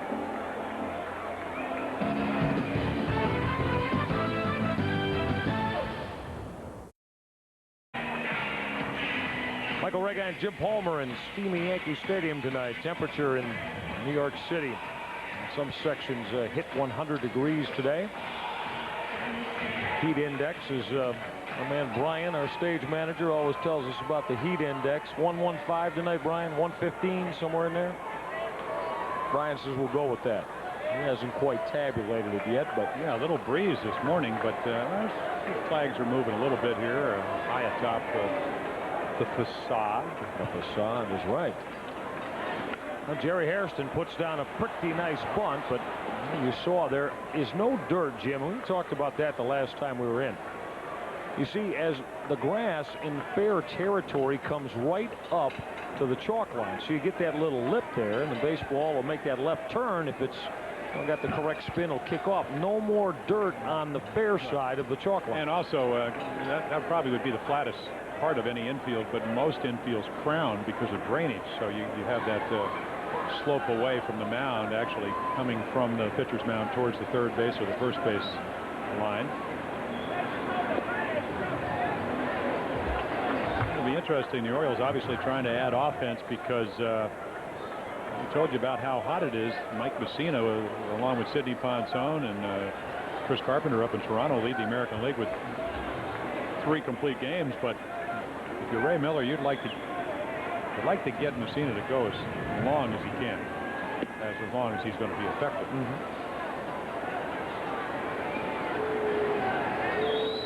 Jerry Hairston, a big part of the Oriole 2-run fourth inning. And doubled to left by Scott Brocious. And scored one of the runs. Pettit's fastball, good spot, knee high.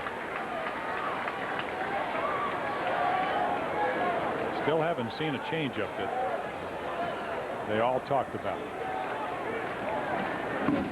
Now we heard it so much ballyhooed around here, and not a one of them today.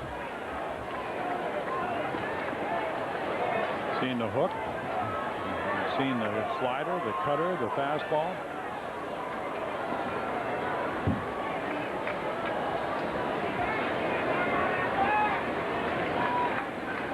Andy Pettit from the state of Louisiana. 2-2 to Hairston. With ripped foul.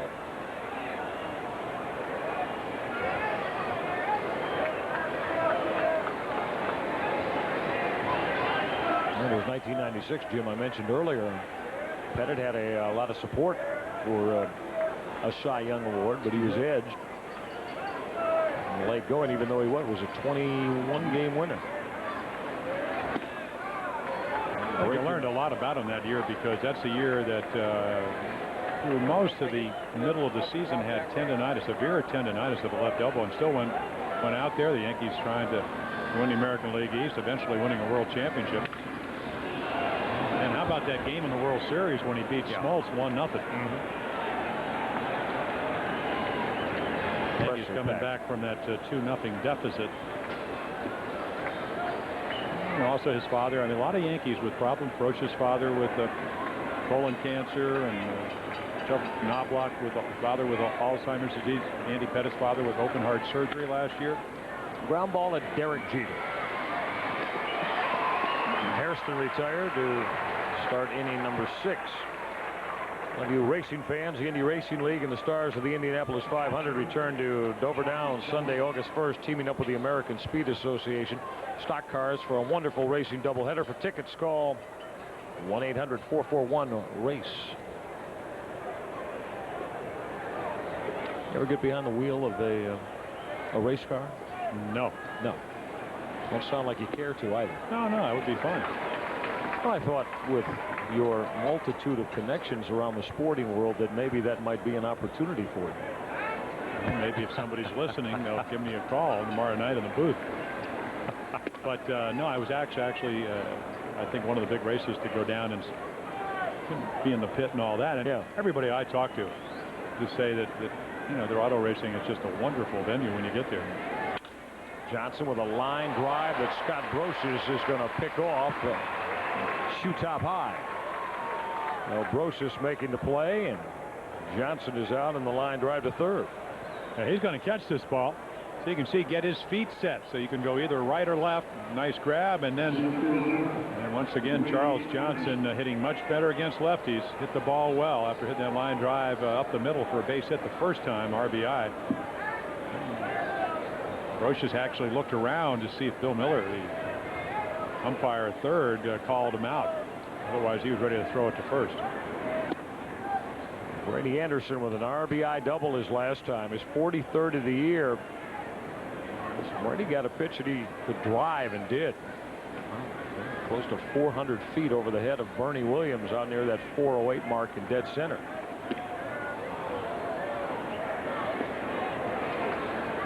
And Brady was ready to go down to first with a being hit by a pitch right there. Big curveball, almost ducked right into it.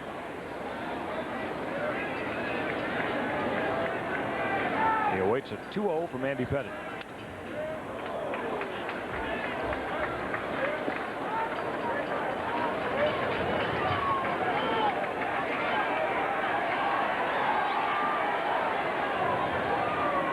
The Orioles, we talked about Brady with his 12 home runs on the year. Birds have 6 hitters in double figures in the home run category, as Pettit has fallen behind 3-1. Surhoff leading the team with his 19. Albert Bell and Harold Baines with 17 each. Charles Johnson with 13. Anderson with the 12. And Cal Ripken with 10. 7 in double figures. Freddie Anderson also has his second walk of the night. The 2-out walk issued by Andy Pettitte. So there's your on-base percentage. 3 for 4 tonight. And actually, the first time up, hit the ball right on the nose, but Knobloch, a nice running play to his left to keep him from keep Brady from a line drive base hit into right field. Mike Bordick's 0 for 2 tonight. He's fanned both times, also drawn a walk and scored a run.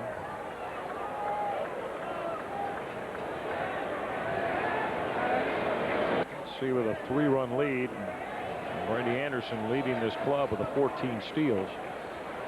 But as we've documented for you, Andy Pettitte is very hard to run on. Well, they're 7 out of 12 this year. I don't think Ray Miller wants Bordick the way he's looked off of Pettitte leading off next inning. And I may be wrong. But right now, maybe you have a chance, Bordick hitting the ball to right field. Maybe he'll have to poke one in the hole. You keep the hole. If you steal, of course, Martinez will play it first back. I think he'd rather have Surhoff leading off the next inning. And also, as you mentioned, very difficult to run on. You'd like to get those high percentages if you're a manager.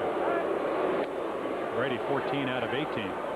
Matter of fact, the Orioles, as I mentioned earlier, 16 out of their last 19 in the stolen base department. So picking the right opportunity to run. And that means pitch and who you run against. It's easy to steal off of Girardi, but very difficult off of Pettitte. He's got the good move.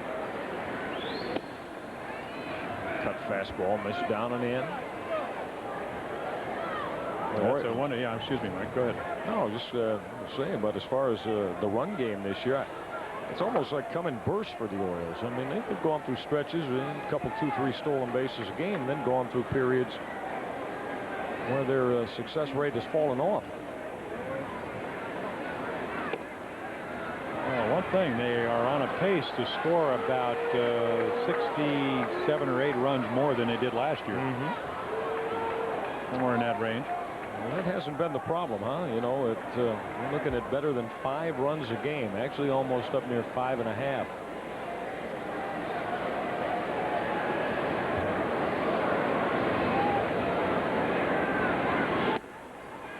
And Jim at 5.5 runs a game. All the years you spent in Major League Baseball, you know that a team that scores 5.5 runs per game should not be 14 games under 500. No, not at all. I think an interesting number is Mel Stoudemire will come out to talk to Andy Pettitte. Pitch count's got to be up there, well up there, around 100. But in the 47 losses, the ERA is over 7 runs a game. Right. Jason Grimsley, we saw him a couple of days ago, came in and pitched very well for the Yankees. Conversely, in the 33 games the Orioles have won, the ERA is 4 runs less. Down around 3.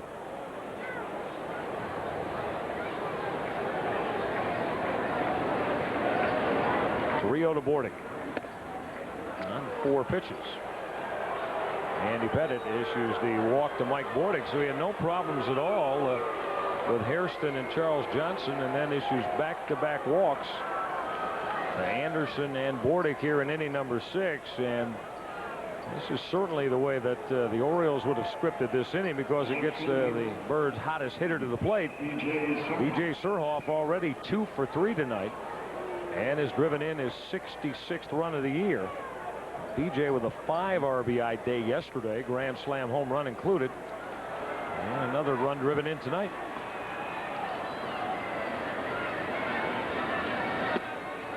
And a breaking ball for Andy Pettitte for the called strike on pitch number 113 delivered, and that is the most that Pettitte has thrown in any outing this year.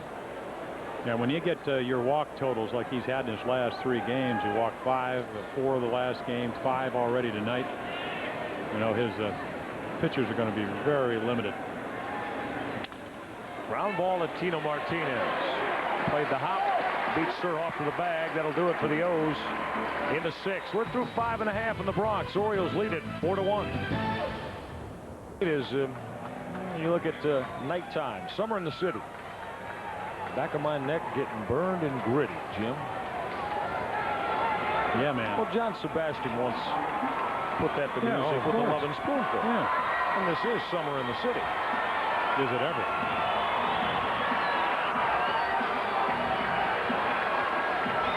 Mike Messina looks very cool, though, as a matter of fact, on the mound against the New York Yankees.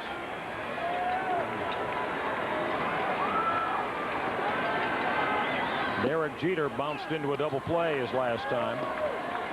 Jeter, O'Neill, and Bernie Williams. Jeter 0 for 2 tonight.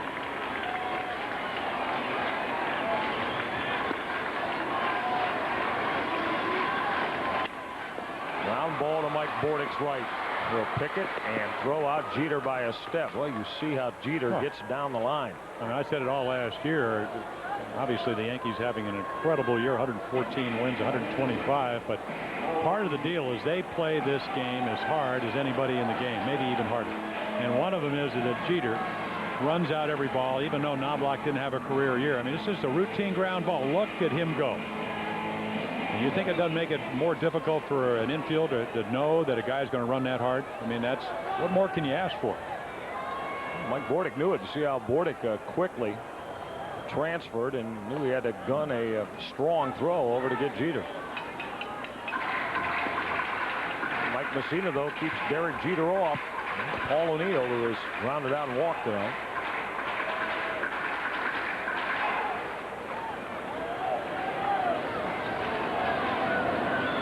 Four base hits Mike Messina has allowed as he blows it by O'Neill. Yeah, you get a 4-game series. Paul O'Neill's a good guy to know because his sister is the fruit critic for the New York Times.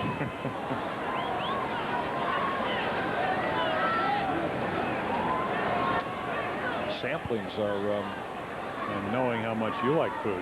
Oh, come on. Come on now. Hard ground ball by a diving Jeff Conine. Base hit right field. O'Neill with a 1-out base hit to right. 5th hit of the evening for the Yankees.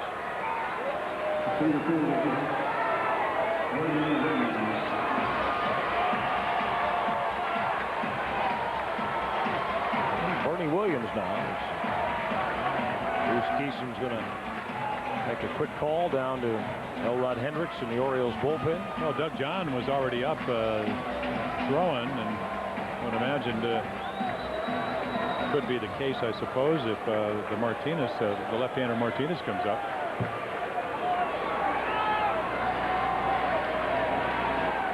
It's a first base hit that Messina has allowed to the heavy part of the Yankee lineup, hitters 2 through 5, Jeter, O'Neill, Williams, and Martinez. When you get the 370 hitters and the 340 hitters that bounce into double plays, you've done some good pitching. And Bernie, double play the last time, strikeout the first time, sinker for the double play, changeup for the strikeout, and there's another one. The book on him, Ray Miller talking after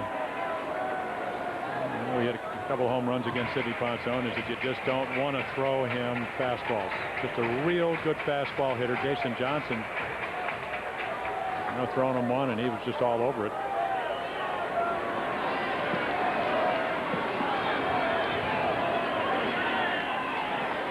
O'Neill is going as Williams lines the 1-1 foul in the seats. O'Neill was moving on the pitch with the Yankees down by 3. Joe Torre saying maybe the only shot we're going to have is try to get aggressive on Mike Messina. And why do you hit and run? A number of reasons. You want to get the infielders moving. Somebody's got to cover the base. Also, you have a pitcher that throws a lot of strikes, a player, last year's batting titleist, who can make contact. It's a perfect play, and you're right.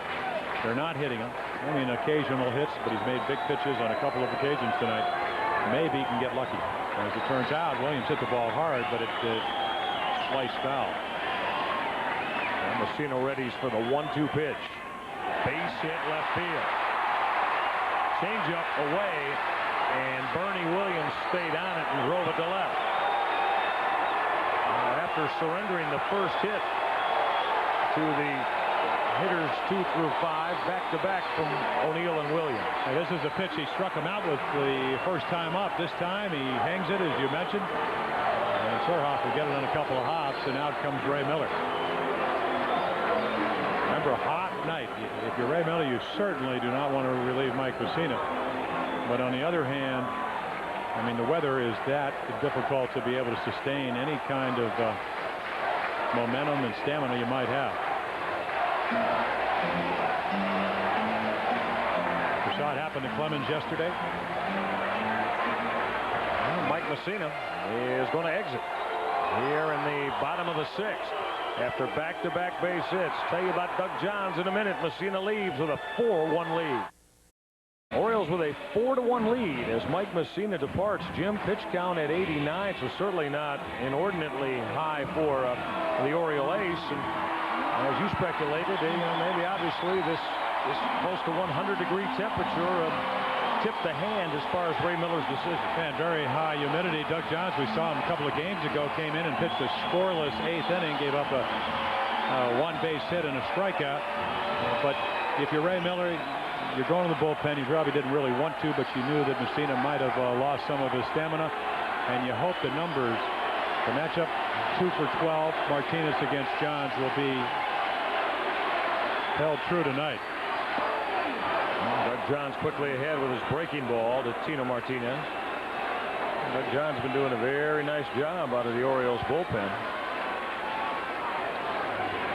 Allowed only 3 runs in his last 9 2/3 innings of work and hasn't walked a hitter in those 9 innings. That obviously puts a smile on the face of Ray Miller, as that was what this manager has been bemoaning all year long. Relief pitchers coming in and walking hitters. Yeah, little breaking balls. That's 2 in a row. Of course, the bullpen, 24 earned runs in their last 24 1/3 innings pitched, so doesn't mean he can't pitch better tonight. For Ray Miller, you got the matchup you want. It's up to Doug Johns. A couple of Yankees aboard here in this 3-run Orioles lead. Martinez with a ground ball that's foul. Well, he got him 0-2 on a couple of looping breaking balls, but then tried to run back a fastball in on Tino's hands. Well, that's the formula that Mike Flanagan tried to teach him last year when he was the pitching coach. Doug Johns coming to spring training, resurrecting his career by going to Europe the year before. And Mike said very simply, the good left-handed hitters, they cover the outside part of the plate. So a lot of times, you establish your breaking ball, you drop down a little bit. That's something you came up with. But that 2-seamer we just saw, sometimes you can get them to roll over and get the ground ball. He got it, but it was foul. Johns 0-2 to Tino Martinez. Got a piece of it.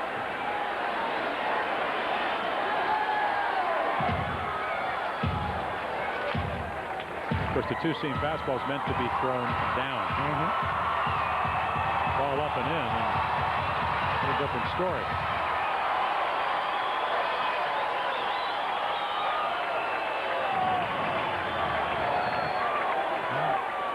Tino Martinez facing the left-hander from Doug Johns. Got jammed in the air to short right. Long run for Amaral, who's there at the line to make the grab. Well, I told you about Rich Amaral in right. Much better outfielder than Albert Bell. Well, Ray Miller allowing Albert to be the DH. He already drove in a run tonight. And Amaral, I mean, this is a routine play right here. For Albert, it might have been a long, long run. But he has it all the way. Plays a lot of center field. Real good speed in right field. There's a young Oriole right-hander, Gabe Molina, already pitched for a while here with the Orioles, sent back to Rochester and pitched pretty well. And this is what Bruce Keeson talked about. He wants Charles Johnson to go out to the mound and be a little more assertive. Try to find out with the bullpen what they want to do. What's your game plan? Because a lot of times, he said, he'll go out there and they will say, what do you want to do? He said, well, mix them up. Well, what does that mean? Mix what up? Starting pitchers have a plan. He wants the bullpen to have a better idea of what they're trying to accomplish when they do come in. And that was all part of that Friday night meeting that Ray Miller and Bruce Keeson had. And Chili Davis has turned around now. He'll hit from the right side. And one more conversation will ensue between Doug Johns and Charles Johnson. You know, Chili Davis, a .254 hitter from this side, and well over 300 at .311 from the lefty. But again, you go back to that Saturday game when Arthur Rhodes came in with a 2-run lead. Who started it off from this side of the plate? I think a lot of the reasons that Ray Miller brought in Arthur was to turn Chili around, and he hit a rocket to right field for a base hit. He walked Brasada, and then Brocious hit a 3-run fastball for a 3-run home run and a Yankee win. As you describe it, a walk-off. Walk-off home runs. You like them when you're the ones doing the walking off. Well, like last year, Palmeiro hit a couple. Yes. Off of Mike Fetters. Two that I remember. Yes. It's over. Lenny Webster hit one against Oakland in July. As Doug Johns starts Chili Davis off by missing in. Davis a base hit in 2 turns tonight. Mike Messina got Derek Jeter on the ground ball to short to start this inning. O'Neill and Bernie Williams lined back-to-back base hits. Ray Miller went and lifted Messina in favor of Doug Johns, and Johns got Tino Martinez in the fly ball to right. 1-1 on Davis. Well, the way I have it, it's about the Yankees are about 0 for 4 with runners in scoring position. And if you're an Oriole fan, you'd like that trend to continue.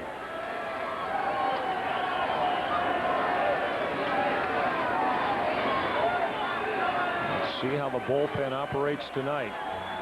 They'd like to be successful through 3 2/3 innings. They'll need to be able to rack up this win.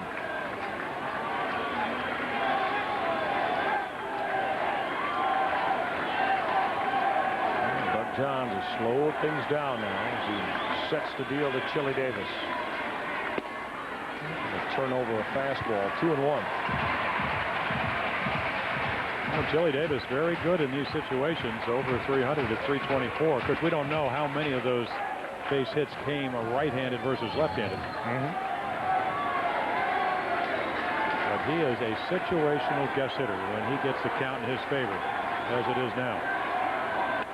Oh, breaking ball, and he fouled it back. And it looked like it stayed middle of the plate.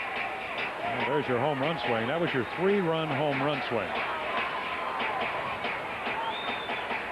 Chili telling me many times I do not try to hit home runs. I just try to drive the ball, and if the ball goes out, it's a bonus. Try to hit the ball up the gaps if it carries. And it has a seems like the ball's carrying this year. A little bit.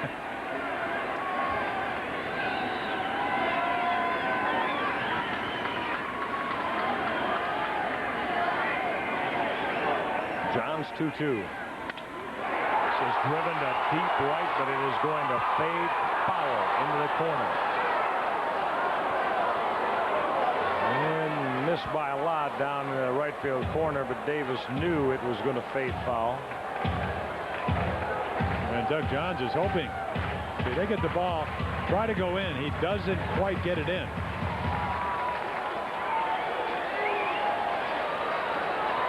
Very hard to hit the ball that far to right field, and that hard if you have to collapse your hands. Gets the ball out of over the plate as that one. You get the good part of the wood on the ball.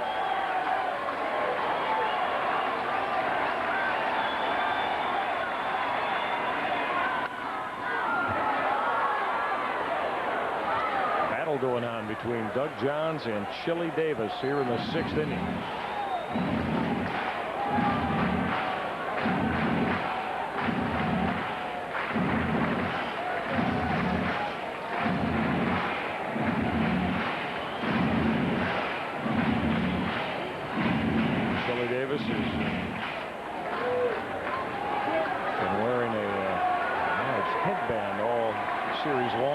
That hitting helmet.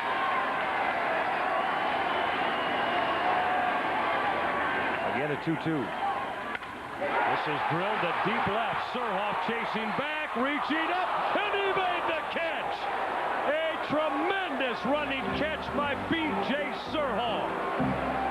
That saved a couple of runs as Davis is robbed by Surhoff. Orioles maintain the 4-1 lead, and Jim, B.J. Surhoff just continues to play extraordinary defense, taking away extra bases from Chili Davis. Oh, all phases of the game. And you can, I mean, look at body language from Chili. He can't believe it. He came into this series 1 for 20, and he said, I hit that ball about as hard as I can hit it. And the Yankees, they're 26 and 16 here at home, but tonight they've hit 3 balls that if they were in Camden Yards, they'd have 3 home runs. So Yankee Stadium, because of outstanding defense by the Orioles, especially on that play, not being kind to him. I mean, has Joe Torre seen enough to take BJ to Boston? Oh, I think he long ago saw enough. As we look at Jason Grimsley. Yeah, he won a 6th game and coming in 1 inning relief on Saturday. And Brocious hit that 3-run home run. The Orioles keep that 4-1 lead. And Albert Bell, DHing tonight, is going to lead it off. Bell 1 for 3 against the starter Andy Pettit, who worked 6 innings.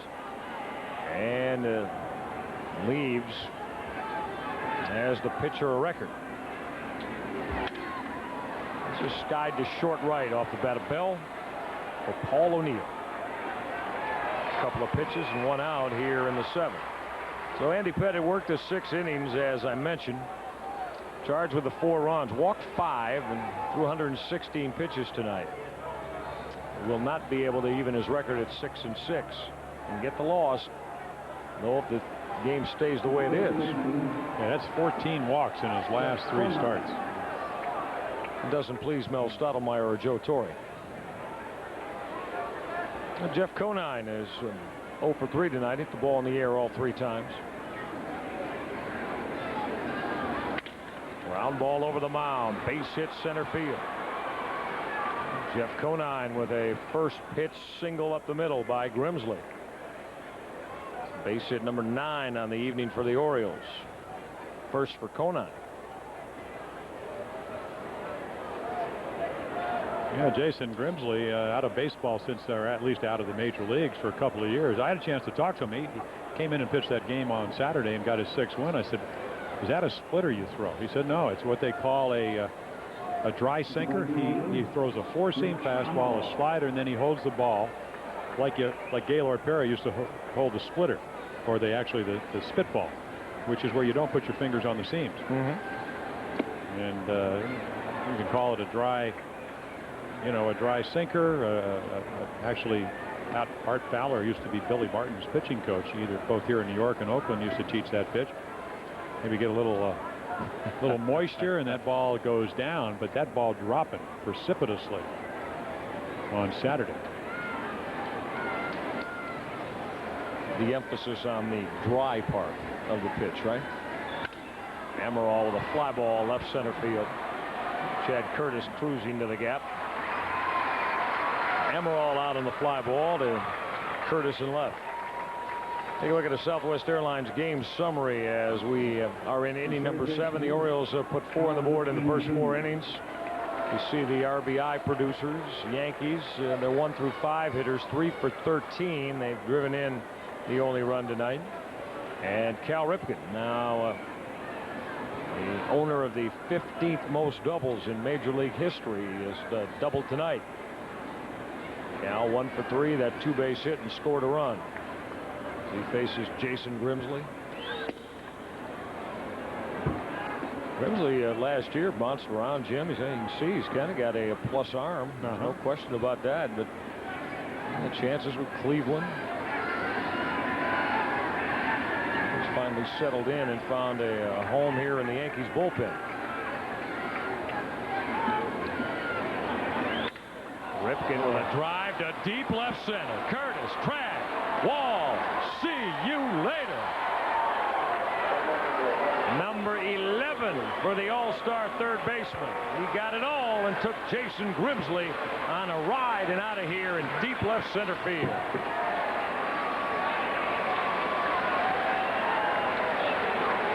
Well, we talked about the stance. We talked about the bat speed. This ball is hammered. Chad Curtis is going to take a couple of steps, and he's just going to watch it sail into the Orioles bullpen. Now he's going to turn around. He has no chance. He's going to give up. That ball is long gone. 6-1. Hairston with a ground ball to the hole. Jeter will pick it and gun down Jerry Hairston by a step. Inning over, but not before the Orioles push the lead up to 5. Cal Ripken's 2-run home run, 6-1 O's.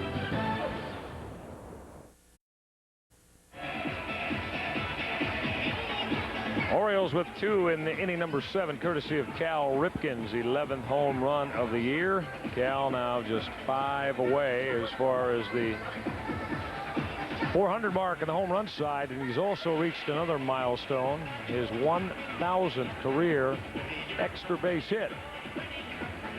Well, Cal Ripken continues to climb. A pair of extra base hits tonight, the double and the 2-run home run. So with a 5-run lead now in the bottom of the 7th, Ray Miller's going to go to the bullpen, and Gabe Molina will make his first appearance in this, his second stint with the ball club since coming back from Rochester. Yeah, it was up for about 23, 24 days, late April to about the 22nd of May.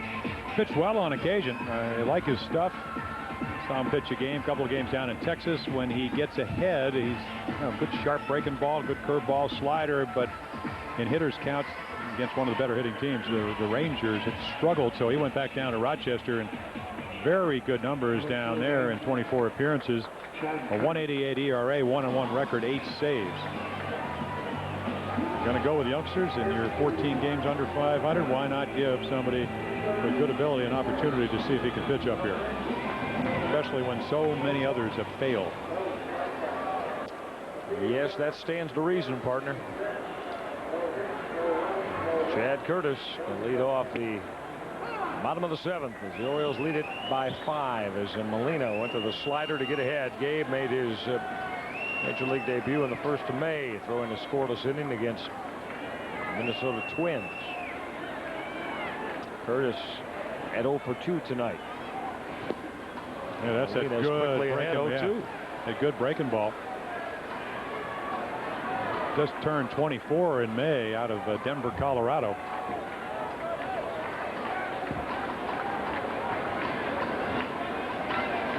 Not real tall, about 5'10", very stocky frame, as you could see.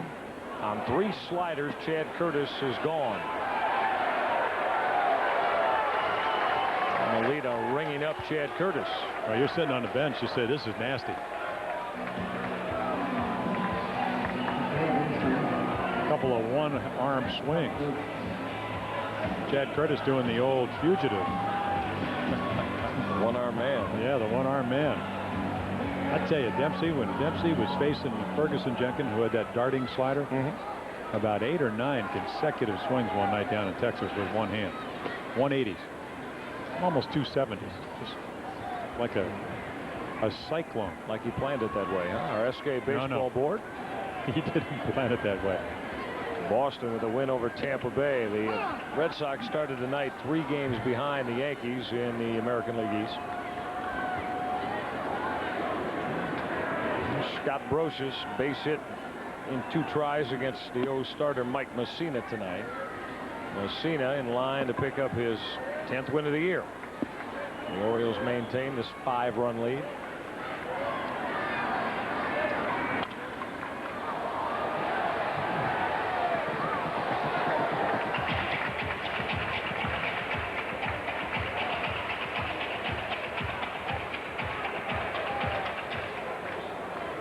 Brosius with the dream season in '98, capped off by a World Series Most Valuable Player award. Count runs out now at 3-2.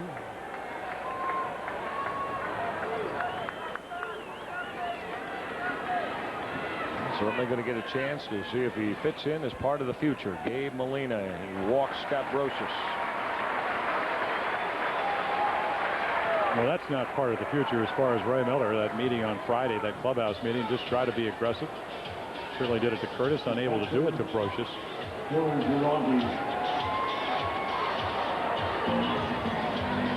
I'll bring up the catcher, Joe Girardi. Molina now working out of the stretch. Fly ball, right center field. Brady Anderson to take charge. Look out as Rich Amaral finally made the play. Anderson kept coming. Don't know if it was difficult to hear one another out there, Jim, but almost had the come together. Well, with Albert Bell, you're going to take a minute. You know, it's one of those old philosophies. The center fielder takes everything he can get to, but with Amaral, I mean, he's camped under it, and Brady, I think, recognizes that right at the last moment. He hears him call it, and he gets out of the way. So no collision, no harm. Or in your business, no harm, no foul. Marv Albert here tonight. Yeah, I chatted with Marv for a moment. There's Chuck Knobloch. And Molina's right there with a called strike. He's coming back, but he's going to work back for NBC and do the NBA once again for their national partner on the television side. You tell him, don't tread on my turf. Don't tread on my turf? Wow. You're an NBA guy. Come on. Yeah.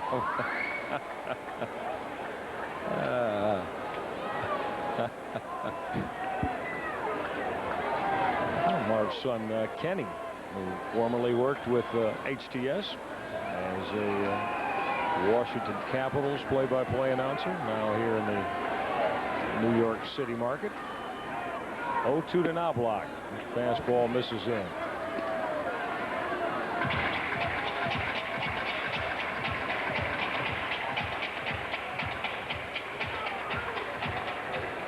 Molina, who last year pitched at Bowie, Double-A ball, as a closer with 24 saves, did a nice job. You got a good breaking ball, and you got fastballs usually right around 90, 91 miles per hour. Pretty good movement.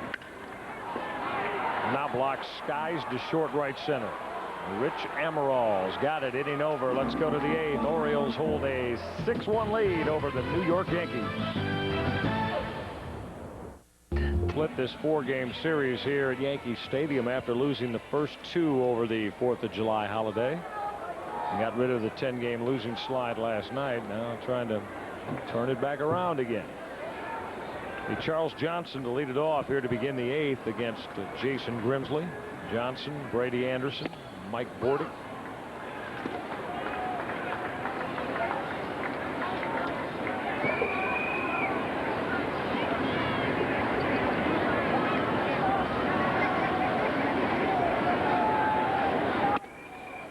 One and one on Johnson. Charles, who started the first 2 games of the series.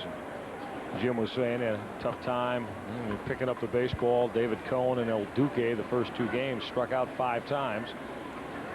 And rebounded tonight, had a base hit, driven in a run, so drawn a walk and scored a run and hit the ball hard at Brosius. And it was so interesting yesterday to see on a day that he didn't play. Mike Figgett coming in, going 2 for 4, calling a good game, receiving the ball well. Key double in that comeback 6th, actually 7th inning, 6-run 7th inning. But Terry Crowley sitting on the bench, and to me, it's terrific that Charles has enough trust in him to confide in him, to talk to him, and they're just sitting there talking. And tonight, laying off the high pitch, which is, I'm sure, something they talked about, trying to get better pitches to hit. And if he gets a base hit, he's going to have a 2 for 3 night. He's done a great job. He controls the running game. He's called a good game tonight. Just not overreacting to, as what I thought was almost picture perfect pitching. It's like one of those pitchers meetings, throw them high and tight, low and away. You make the great pitches low and away. You're looking for that ball, and then you throw the ball by you. It happens sometimes against 2 tough right-handers, and no sense of panic.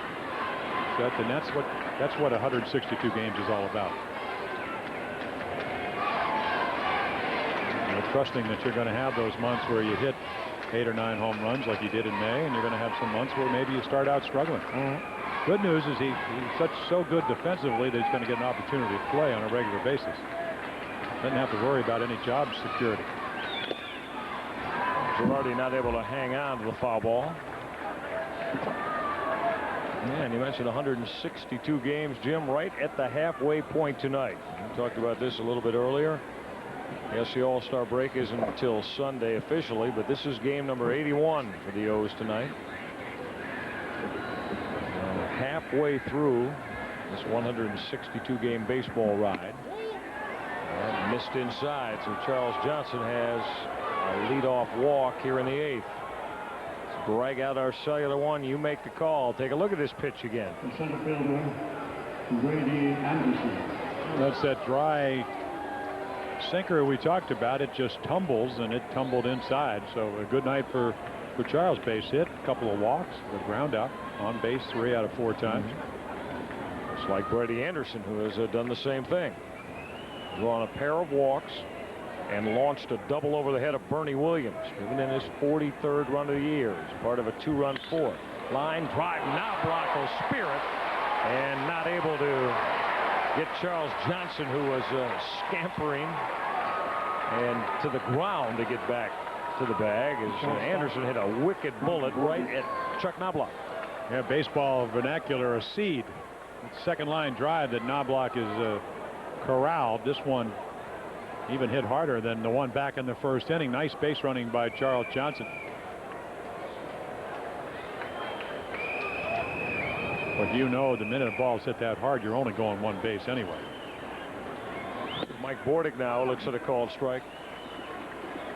Mike looking for his first base hit. He's been on board twice tonight and scored a run with walks. And also banned a couple of times against Andy Pettit, the starter.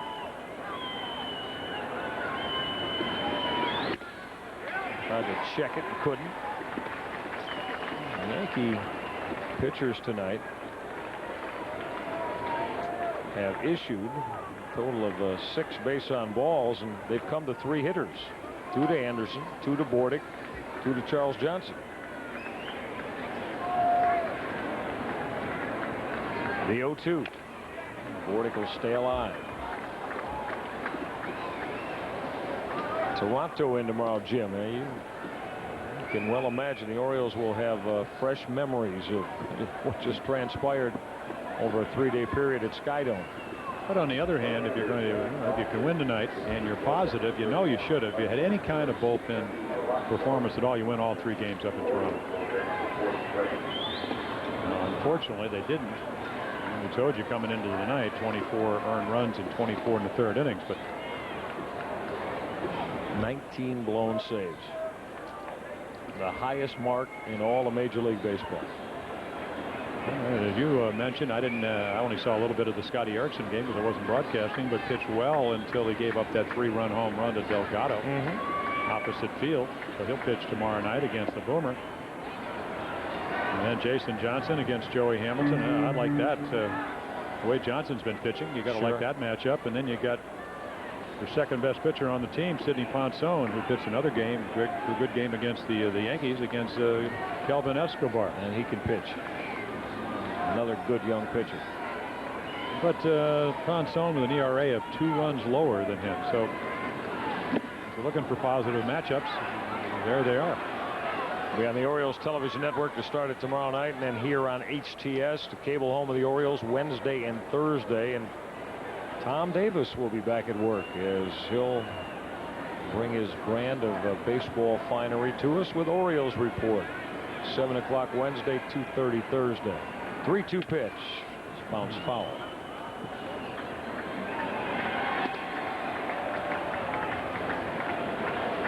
Dan Nolte is warming up in the Yankee bullpen behind Jason Grimsley.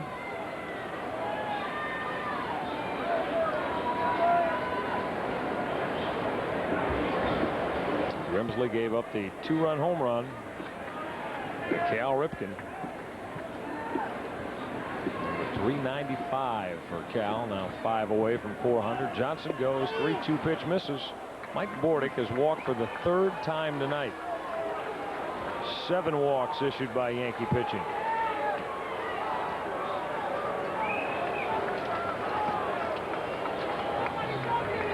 Here's B.J. Surhoff.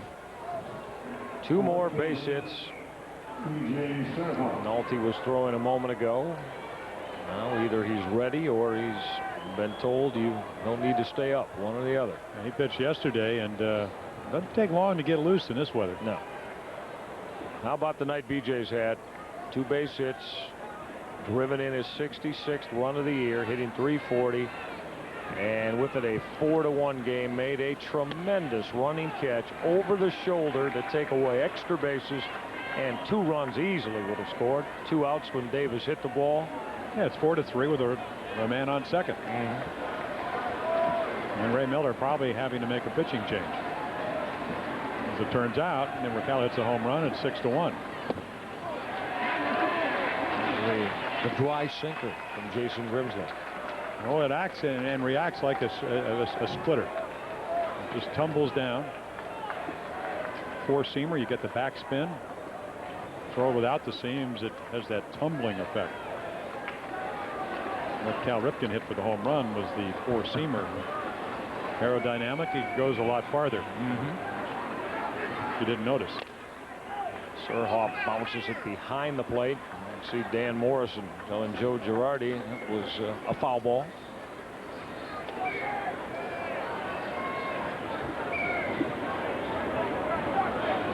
Well, Dan Nolte has gotten back up.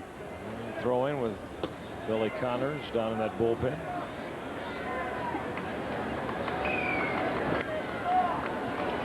Correct that. Tony Cloninger down there. I'd have to go find Billy Connors down in the Yankees minor league complex, wouldn't I? Drive to deep center. Long run, Bernie Williams. See you later. B.J. Surhoff has just touched off a long 3-run home run. How much more can you give us, B.J.? Just another terrific night at the plate here against the New York Yankees, as well as that wonderful catch we just told you about. Well, 5 RBIs yesterday, 4 today, 20th home run. That's 2 from his all-time high. Saved 2 runs, and in this bomb. I thought Bernie Williams was just going to catch this ball like Willie Mays used to do in the Polo Grounds, but I mean, he stopped right here. He's just looking right here, like maybe he has it. No. See you later. Gone. Hasta la bye-bye. Number 20 on the year for Surhoff. 4 more runs driven in tonight. And the Orioles, behind B.J. Surhoff, have blown this thing out to a 9-1 lead. Sent many here in the Bronx heading for the exits. Jason Grimsley done. Joe Torre having conversation with Joe Girardi after Surhoff has launched the long 3-run home run. Now we'll be right back as the Orioles have broken out big behind the 9 runs driven in from Surhoff in 2 games. Pretty nice script that gentleman in the middle has written tonight for the Orioles, B.J. Surhoff. Again, we got the final tabulation of the American League voting for the All-Star squad. They give you the top 10. Surhoff, of course, in fan voting, not among them. 10 more outfielders in the American League got more votes than B.J. Surhoff did. And yet, you bet B.J. will be in Boston with the American League All-Stars next Tuesday as we look at Dan Nolte coming on to replace Jason Grimsley. I came in yesterday and pitched a perfect 9th inning out of the Twins organization. Albert Bell will be the first hitter to face Nolte in this 9-1 Orioles lead.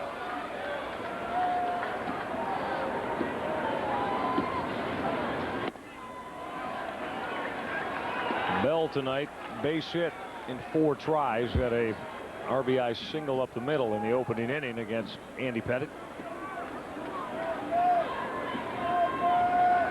The Oriole bats have done a lot of damage as Bell fouls it off. Well, yeah, you know why? They get the Moose artillery out. Let's see. That came in averaging for Mike Messina. Of course, he's great to play behind because he pitches well. He pitches quickly. They got him 10 runs on opening day. They got him 9 runs on the 15th of April. 8 runs on the 21st, 8 runs on the 27th, 15 on the 23rd of May, 22 down in Atlanta, 13th of June, 9 tonight, 9 in his last start, and 9 on May 7th. So a lot of run support for Mike. So a great combination of pitching well. You go out there, you get your glove, you don't stand around for very long. You come in, grab your helmet, grab your bat, and go to whacking. Now, the Orioles have done that tonight. Bell fouls it off.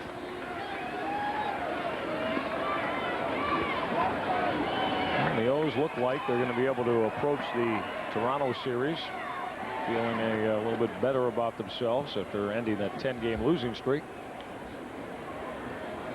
Well, the Jim, after winning 11 of 12 and then turning around and losing 10 in a row, right back with that mountain to climb up to get back to 500 again. Oh, there's no doubt about that.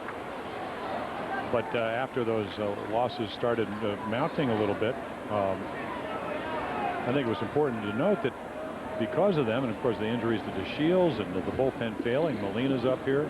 You're going to get to see him. You're going to get to see Hairston. You might even get to see some other youngsters. The 1-2 to Bell. Stays up high.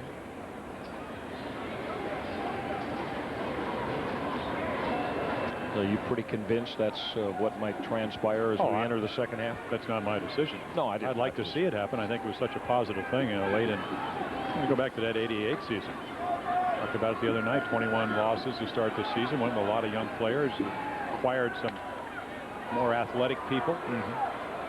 But I tell you, yesterday on the Boston Globe, Peter Gammon talking to Kevin Towers he made a very good point. He's a general manager of San Diego. He said when you try to solve all your problems in January, a lot of times, because this is such an uncertain, difficult business to really predict, he said sometimes you get yourself in a maze of long-term contracts that really leave you, I don't want to use the word on the air, but hamstrung.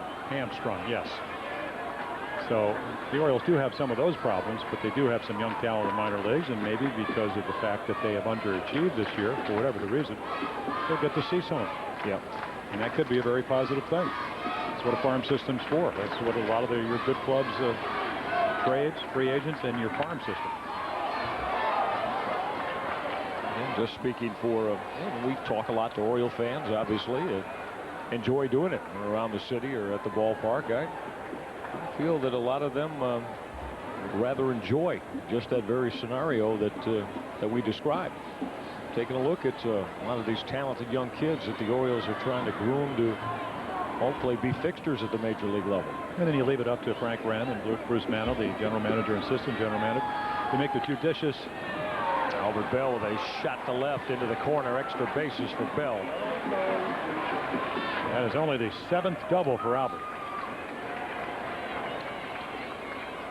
Oh, Bell with a 2-base hit following B.J. Surhoff's long home run. There as the Orioles keep on the merry-go-round in inning number 8. All rights to our baseball telecast tonight here in New York are reserved. Any rebroadcast, recording, retransmission, or other use of all the pictures without the express written permission of the Baltimore Orioles and CBS Cable is solely prohibited. 9-1 O's as we play in inning number 8. Jeff Conine fouls off an ulti pitch. Jeff had his first base hit last time, but Jim, to continue on that subject we were talking about, you were mentioning with regard to the decision-making process that will have to take place in the Orioles administrative offices with regard, and I think to take a step further with the situation about contracts, a lot of Orioles are in the beginning or the middle of long-term deals, which makes it a little bit more difficult to move them. Some of them need permission to. 5 and 10 year guys, or 10 and 5. And I mean, that's why you have a general manager and an owner and an assistant general manager to make those moves, and also Ray Miller to try to, in your farm system, Tom Troublehorn, to decide who's ready, who's not. Sometimes you get rushed to the major leagues. Jerry Hairston may be rushed a little bit because of the injury to Shields, but he's ready defensively, obvious. And as you mentioned, maybe just have to see, can he hit? Check swing, foul ball at this level. I just think, well, I mean, what have I ever had a chance to play for 20 years if I hadn't maybe prematurely gotten up and when I was 19 years old? So there's Jerry. You'll love his spirit. Yeah. Not to mention some of the tools. He's done a wonderful job stepping in for Delino DeShields. Conine got jammed and popped it up for Derek Jeter. It's out number 2 here in the 8th.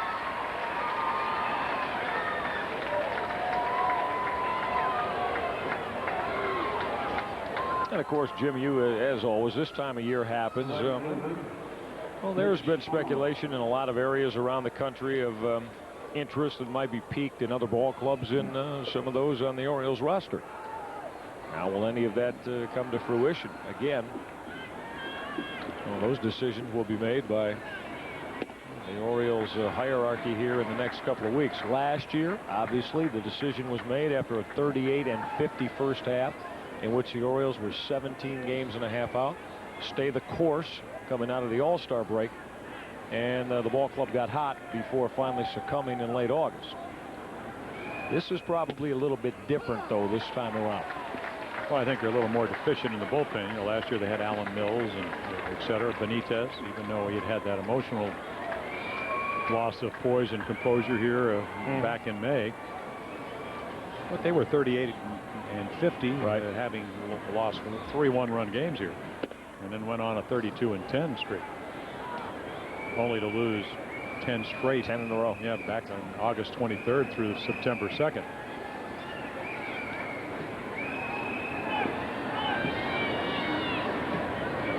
So we'll see. It's not that far away in terms of starting the second half of the baseball season. And also that trading deadline on July 31st. Well, let's face it, as we said, I mean, you go around this Oriole roster, I mean, a lot of veterans that are probably enticing to a lot of other ball clubs that feel they're that particular position or that particular area of ability. Yeah, well, the two guys that may be away. Yeah, the two guys that come to mind are Jesse Orozco. A lot of people feeling Jesse's velocity is still good, but his location has been horrible and, very tentative. Arthur Rhodes trying to get a long-term contract and not pitching anywhere near he has in past years. So that's a decision the Orioles will have to make. Yet not the ability. I mean, I guess the raw natural ability is there with Arthur, but the skills have really not been refined as much as you would like. It's still a lot of value because left-handers that throw in the mid-90s are very hard to come by. On the ground at Derek Jeter. Plays the big hop. We're going to go to the bottom of the 8th. Orioles get 3 more on B.J. Surhoff's 3-run home run. They've blown it open. Lead the Yankees 9-1. Second tying run, or representing the tying run, and B.J. having a great offensive night, great defensive night, but then again in '99, what's new? Been as good as anybody in the game in this '99 season. Jeff Rabelais has taken over. He's playing third base for the Orioles. Cal Ripken had a big night. Ripken with 2 extra base hits to put him at 1,000 in his career. Double in the second, long 2-run home run, his 395th of his Major League career in the 6th inning. But Gabe Molina's back out and facing Derek Jeter. Ground ball to short. Bordick will throw out Jeter, who even down 8 runs here in the 8th inning, Jim, in full sprint heading to first base. Well, he's got that 14-game hitting streak, and that's certainly in jeopardy. And the Orioles, maybe it's just one of those nights, but Mike Mussina and Molina able to turn the ball over, keep it not belt high inside, but down and in, and Jeter rolling over on balls, and you don't see that very often. You mentioned not having a base hit tonight. Derek Jeter doesn't come to the plate again. He's 0 for 4. This will be only the 2nd game of the 79 he's played that he has not reached base safely in some fashion. The other one was on June 6th against the New York Mets when it ended a run of 53 straight. Well, there's Paul O'Neill, single for 2 turns plus a walk tonight. Look out, Gabe. Bullet base hit center field. Paul O'Neill. And your follow through, Jim. Your Gabe Molina, and here comes, you throw it up there 95 and it comes back about 115. That was that short stroke that O'Neill has been able to master here in New York.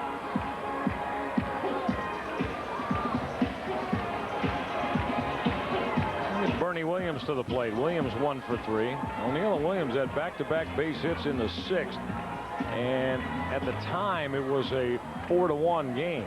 Orioles on top, and that's when Ray Miller went and got Doug Johns. Paid off as Johns got Tino Martinez, and got a lot of help though. We just showed it to you. B.J. Surhoff as Chili Davis scorched a ball to the wall in deep left. O'Neill will move up to second as he gets by Charles Johnson. The wild pitch on Gabe Molina. You know, it's interesting when you go back to that. Doug Johns coming in, make good pitch to Martinez, bad pitch to Davis, and he hits that scorching line drive. And Bruce Mano, the assistant general manager, trying to use a system where you actually may have two or three people watching the game and you rate. So that out is identified as what it was. Not a looper, not a pop fly, not a routine fly ball, but it was a great play. So you can judge pitchers better. You could also judge hitters. I mean, Chili Davis hits it right on the nose. He gets an out, but he had a quality at bat. So they would also be rating him. And that kind of system really makes sense to me. Takes away a lot of the guessing whether what kind of guy a guy really had. Come in and relief with the bases loaded, and Surhoff makes that kind of play. It just looks like it's an out. But the next year they don't make that play and 3 runs for it. And then they wonder why the pitcher couldn't get the out. Right? Exactly. Because you got him last year in that situation. 2-0 to Bernie Williams. Slashed foul. Now David Wells, we showed you a little while ago. Boomer will be on the mound in Camden Yards tomorrow night. And Boomer looked like he was shell-shocked. Had a big lead up in Toronto. Yep. And the Orioles home came run right, ball bit him. Yeah. Well, it's not Yankee Stadium. Ball carries better there. Not as much room. Jeff Conine got him, long 2-run home run, and then Mike Bordick broke a 5-5 tie. And the Boomer, you know, the Boomer doesn't like to pitch in Camden Yards. No. Fly ball pitcher. And a home run haven. That's why you want to come on out tomorrow night. See if the Orioles can get on Boomer Wells. Bernie Williams did not check it. He went too far. So Gabe Molina. It's Bernie Williams. Late breaking slider down under his hand. That quick breaking ball that we saw when he came in, the first batter he faced was Chad Curtis. He waved at 3 of them. Okay, let's see if he stops his bat.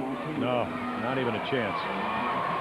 Right here, that's your angle. That way out in front of home plate. I don't know, batting title or not, Bernie. He struck you out. Here's Tino Martinez. Get on the plane. 4 more outs. That a boy, Gabe. You're all pumped up now up here. Yeah. Must be the heat. No, it's a Novocaine. Oh, that's what it is on your on these stitches. Your war wound today. Okay, I'm gonna have to do this more often. 9-1. See, it's your turn tomorrow. Oh no, I'm gonna stay away from your sort of excitement. Yeah, I called you. I figured, you know, you could help me think of something how I could get to the hospital or the ballpark. And I'm sorry, the Hyatt guest is either on the phone or away from his room. Please leave a message. I was talking about our the open of our show tonight, and you didn't leave a message. You know I would have come charging to your assistance. Yeah, right. Could have brought the needle and thread from the Hyatt and come right up. And there you go. Always wanted to try my hand at something like that anyway.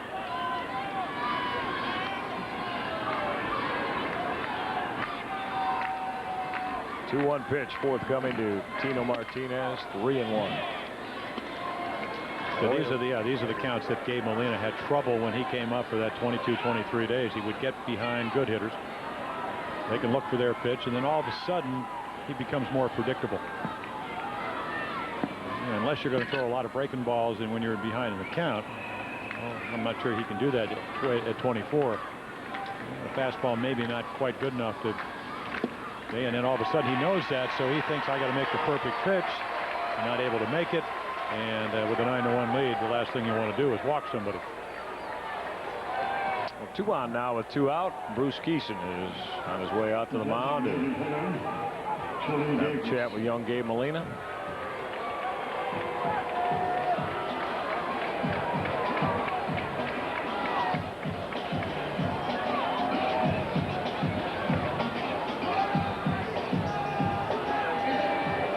situation that Doug Johns was in the 6th inning, as we've been talking about. Maybe the turning point of this one tonight. The difference was the lead was 4-1 at the time with Davis at the plate as a right-handed hitter with 2 on. And there was O'Neill and Williams aboard at that time.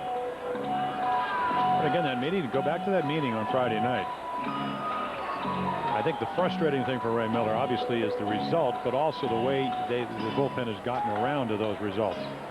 A lot of guys hit, and he gave us that number, what, 109 innings, 191 hits,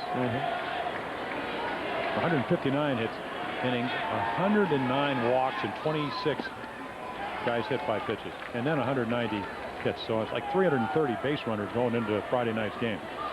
It became very annoying to Ray. So let's be more aggressive. Let's get ahead in the count if you can.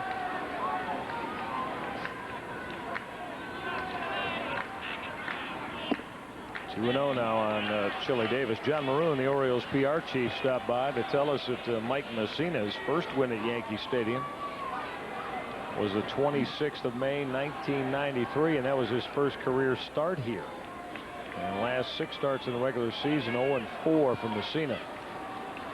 Mike on the verge of getting his first win. Davis, fly ball left field. Much easier chance this time for B.J. Surhoff.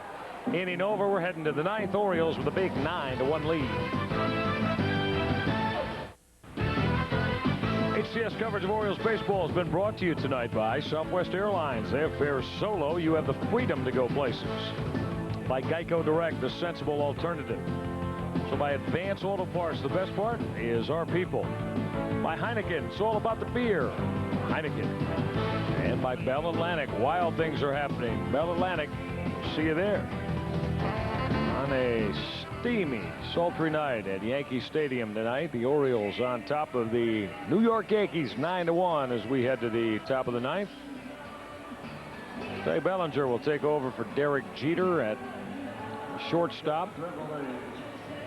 Also, Jeff Manto, who was picked up when Shane Spencer went on the DL with the irregular heartbeat on the Cleveland Indians, and Ricky Leday takes over in right field for Paul O'Neill.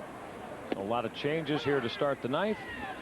Jeff Rabelais is at the plate for the Orioles, who own the 9-1 lead. Rabelais took over for Cal Ripken. Jeff, a 200 hitter on the year.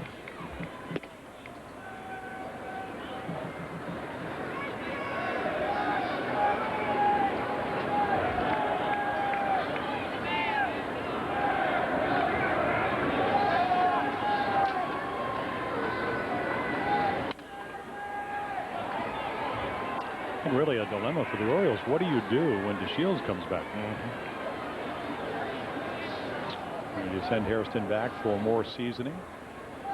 Jeff Rabelais has done an outstanding job, but obviously a better hitter against left-handers. You get those matchups as we've seen in the past. Just not a lot of left-handed starters in the American League anymore. No. I mean, this is the only 16th game. You go to 81st game for the Orioles? Yeah.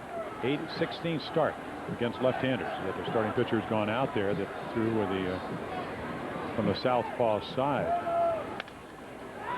Jerry Hairston, Jim has said everything we've talked about, extolling what he's brought to the ball club. Speed, excitement, spark. Can certainly play the position, but he has options. And where would you go to get another spot to keep both Hairston and Rabelais when DeShields comes back? I mean, where else would you go in the ball club to pick an area that you could keep all 3 of them? Well, you have to drop a pitcher. Sure. Just lifted up the line and left. Bellinger and the third baseman Manto there. It'll be Clay Bellinger to make the grab. And of course you have duplicity in the sense that you have two reserve infielders, I suppose, unless you're going to platoon Hairston and DeShields. And once again, 16 left-handed starters out of 81 games. Hairston would not get a lot of opportunity to play. So started right here with Lou Gehrig. Yeah. Wally Pipp. That's right. That was a breaking ball for the called strike. It was a shame because DeShields starting to hit and show us some of those skills that made the Orioles give him that 3-year contract.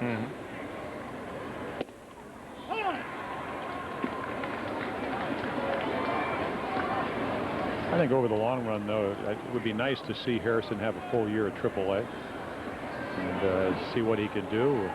Not only, he's not going to hit a lot of home runs, but he's hitting .268 down there with 6 home runs, 28 RBIs, and stole 14 bases. Certainly had an opportunity to find out what it takes to play at the big leagues. So then you go down there and work on those little nuances and skills you have to be able to master to come back up here. Because otherwise it's a guessing game. You know, they can tell you all you want, but till you go out there and you face Cone and you face El Duque. It's sharply on one hop. Bellinger will backhand and show a strong arm to throw out Hairston. Jerry made a bid for a base hit. He said, wait a minute, Jeter left the game.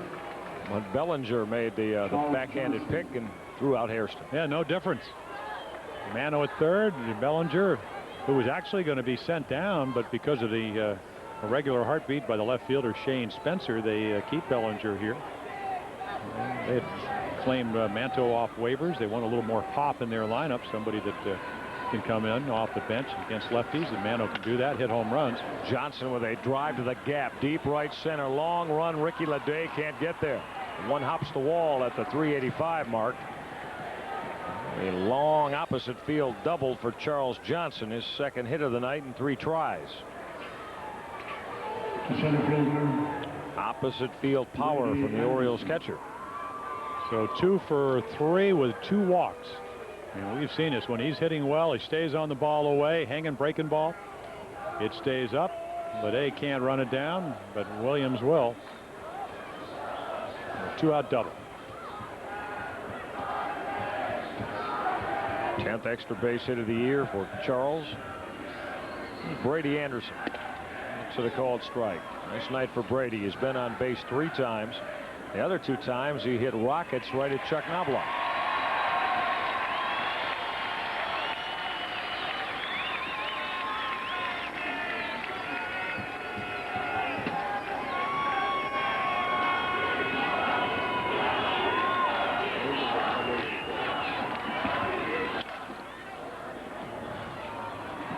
Two strikes on Anderson as he fouls it off.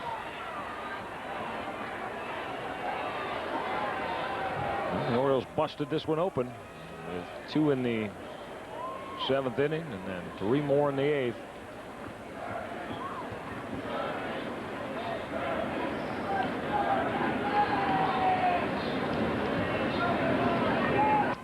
It's about as quiet as we've heard Yankee Stadium, Jim. I would say in the last, what, 3-4 years? Well, normally not a lot going on here right at the moment. Coming into yesterday, the last 25 games, the Orioles had lost 20. Yeah.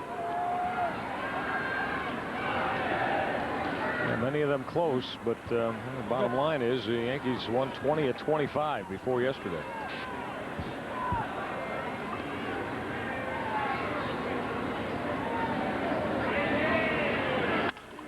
Line drive, that's right at Clay Bellinger. Brady Anderson went out tonight 3 times, all on line drives. Bottom of the ninth next, 9-1 Orioles. B.J. Surhoff, a stellar weekend here in the 4th of July. Yesterday, Ramiro Mendoza taking on a ride. Grand slam home run, part of a 5 RBI day. And Jim, tonight, one more shot, this one to dead center. Well, the ball, I mean, jumping here at Yankee Stadium, great swings. Yesterday, the grand slam with one hand. This ball, you know, he's just seeing the ball, staying behind it, and not only with the glove and the bat, everything. Heineken star of the game, B.J. Surhoff, 20 home runs on the year, career high of 22 last year. You know, I think Joe Torre would have said, just send me your resume. Did you have to do the number you did on us? And the resume would have sufficed for Monsieur Torre here this weekend. Mike Figa has taken over behind the plate now. He'll catch the bottom of the ninth. Charles Johnson. And Rocky Coppinger is going to look to get the final 3 outs. Now Coppinger takes over here in the bottom of the ninth. Orioles with the 9-1 lead. Yankees got a run in the opening inning. And that has been all. Mike Messina and his successors out of the bullpen shut things down. Orioles about hit the Yanks 13-7. So it's Rocky Coppinger to try to finish this one out. Came in on Friday night Orioles trailing by 1 and walked a couple of guys, and that's right after that meeting that Ray Miller had. A chance right now to close this game out. Ray Miller said, listen, you're going to get an opportunity to pitch. I don't care if you rip me in the paper. The bottom line is show me something. It's real simple. I'm going to give you the responsibility to go out there and get the job done. So let's see if he can do it. Not just tonight with a rather ample lead, but can you do it over the course? And it's a tough acclimation to do if you're a starting pitcher, but especially when you have a history of not taking care of yourself. I mean, you really have to have self-discipline to go from a starting pitcher to a bullpen. But the stuff is there. Can he make the pitches? And he's got the velocity, he's got the breaking balls, but can he make quality pitches often enough to pitch here at the major league level? Now, what Jim is referring to, of course, Rocky voiced his opinion about Ray Miller in terms he didn't feel that he was in the plans of the manager. Long run for Brady Anderson to make the grab, running toward the diamond on Chad Curtis's short fly ball to center. Well, actually, what happened, I guess also what happened, they were going to send him out, and then if you get, I don't know what the actual terminology or the rule was, if you get technicality where Brady will come in, gets a pretty good jump on that ball hit off the end of the bat. But if you're sent out 3 years between the first time you were sent out, then you can't be sent out again. So Rocky packing his bags, and all of a sudden he wasn't packing his bags. No, he got a call at home. Was told to come on back to the ballpark. And ironically, he had just on his way out, or what he thought was his way out, expressed his views of how he saw the situation that time as far as being used by Ray Miller. Now, Jeff Manto is making his first plate appearance as a New York Yankee.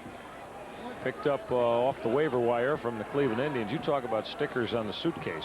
Well, this guy's been all over the place in professional baseball. Well, the amazing thing, he got up 25 times in those 12 games, got 5 hits.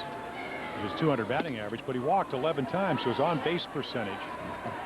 I don't remember him as a guy, even though the count's 3-1, that walked that much. He went up there. He was a dead pull hitter. And then and down at AAA, 16 home runs in 48 games, and that's why they got him, because he can hit the long ball. Big swing, as you can see.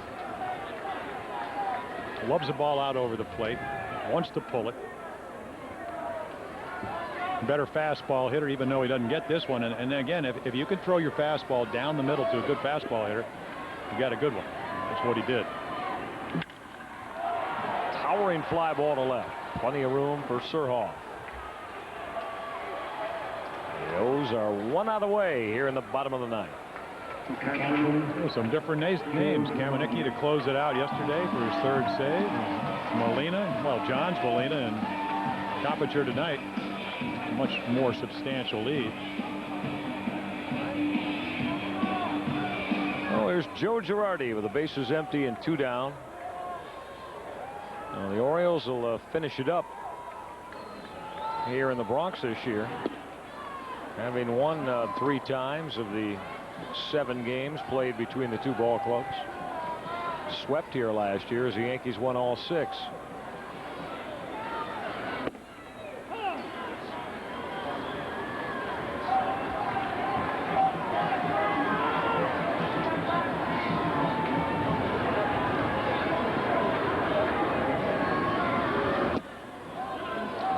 Tardy on the Coppinger fastball. Tomorrow night, right back home, the Orioles will get on the charter, take the short hop down to Baltimore, and get ready for the Toronto Blue Jays.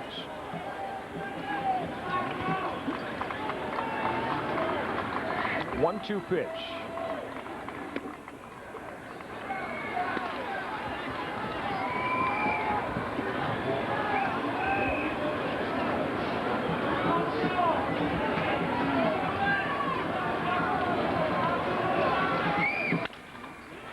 Grounded boarding should do it for the 2nd straight day. Let's book this one to the Orioles as they have split the series here over the 4th of July weekend with the resounding win, paced again by B.J. Surhoff. Mike Messina with his 10th win of the year as the Orioles close down the New York Yankees, the final at 9-1. So now it's back home for Ray Miller and the guys as they finish up the road trip by going 2-5 on the week-long trip.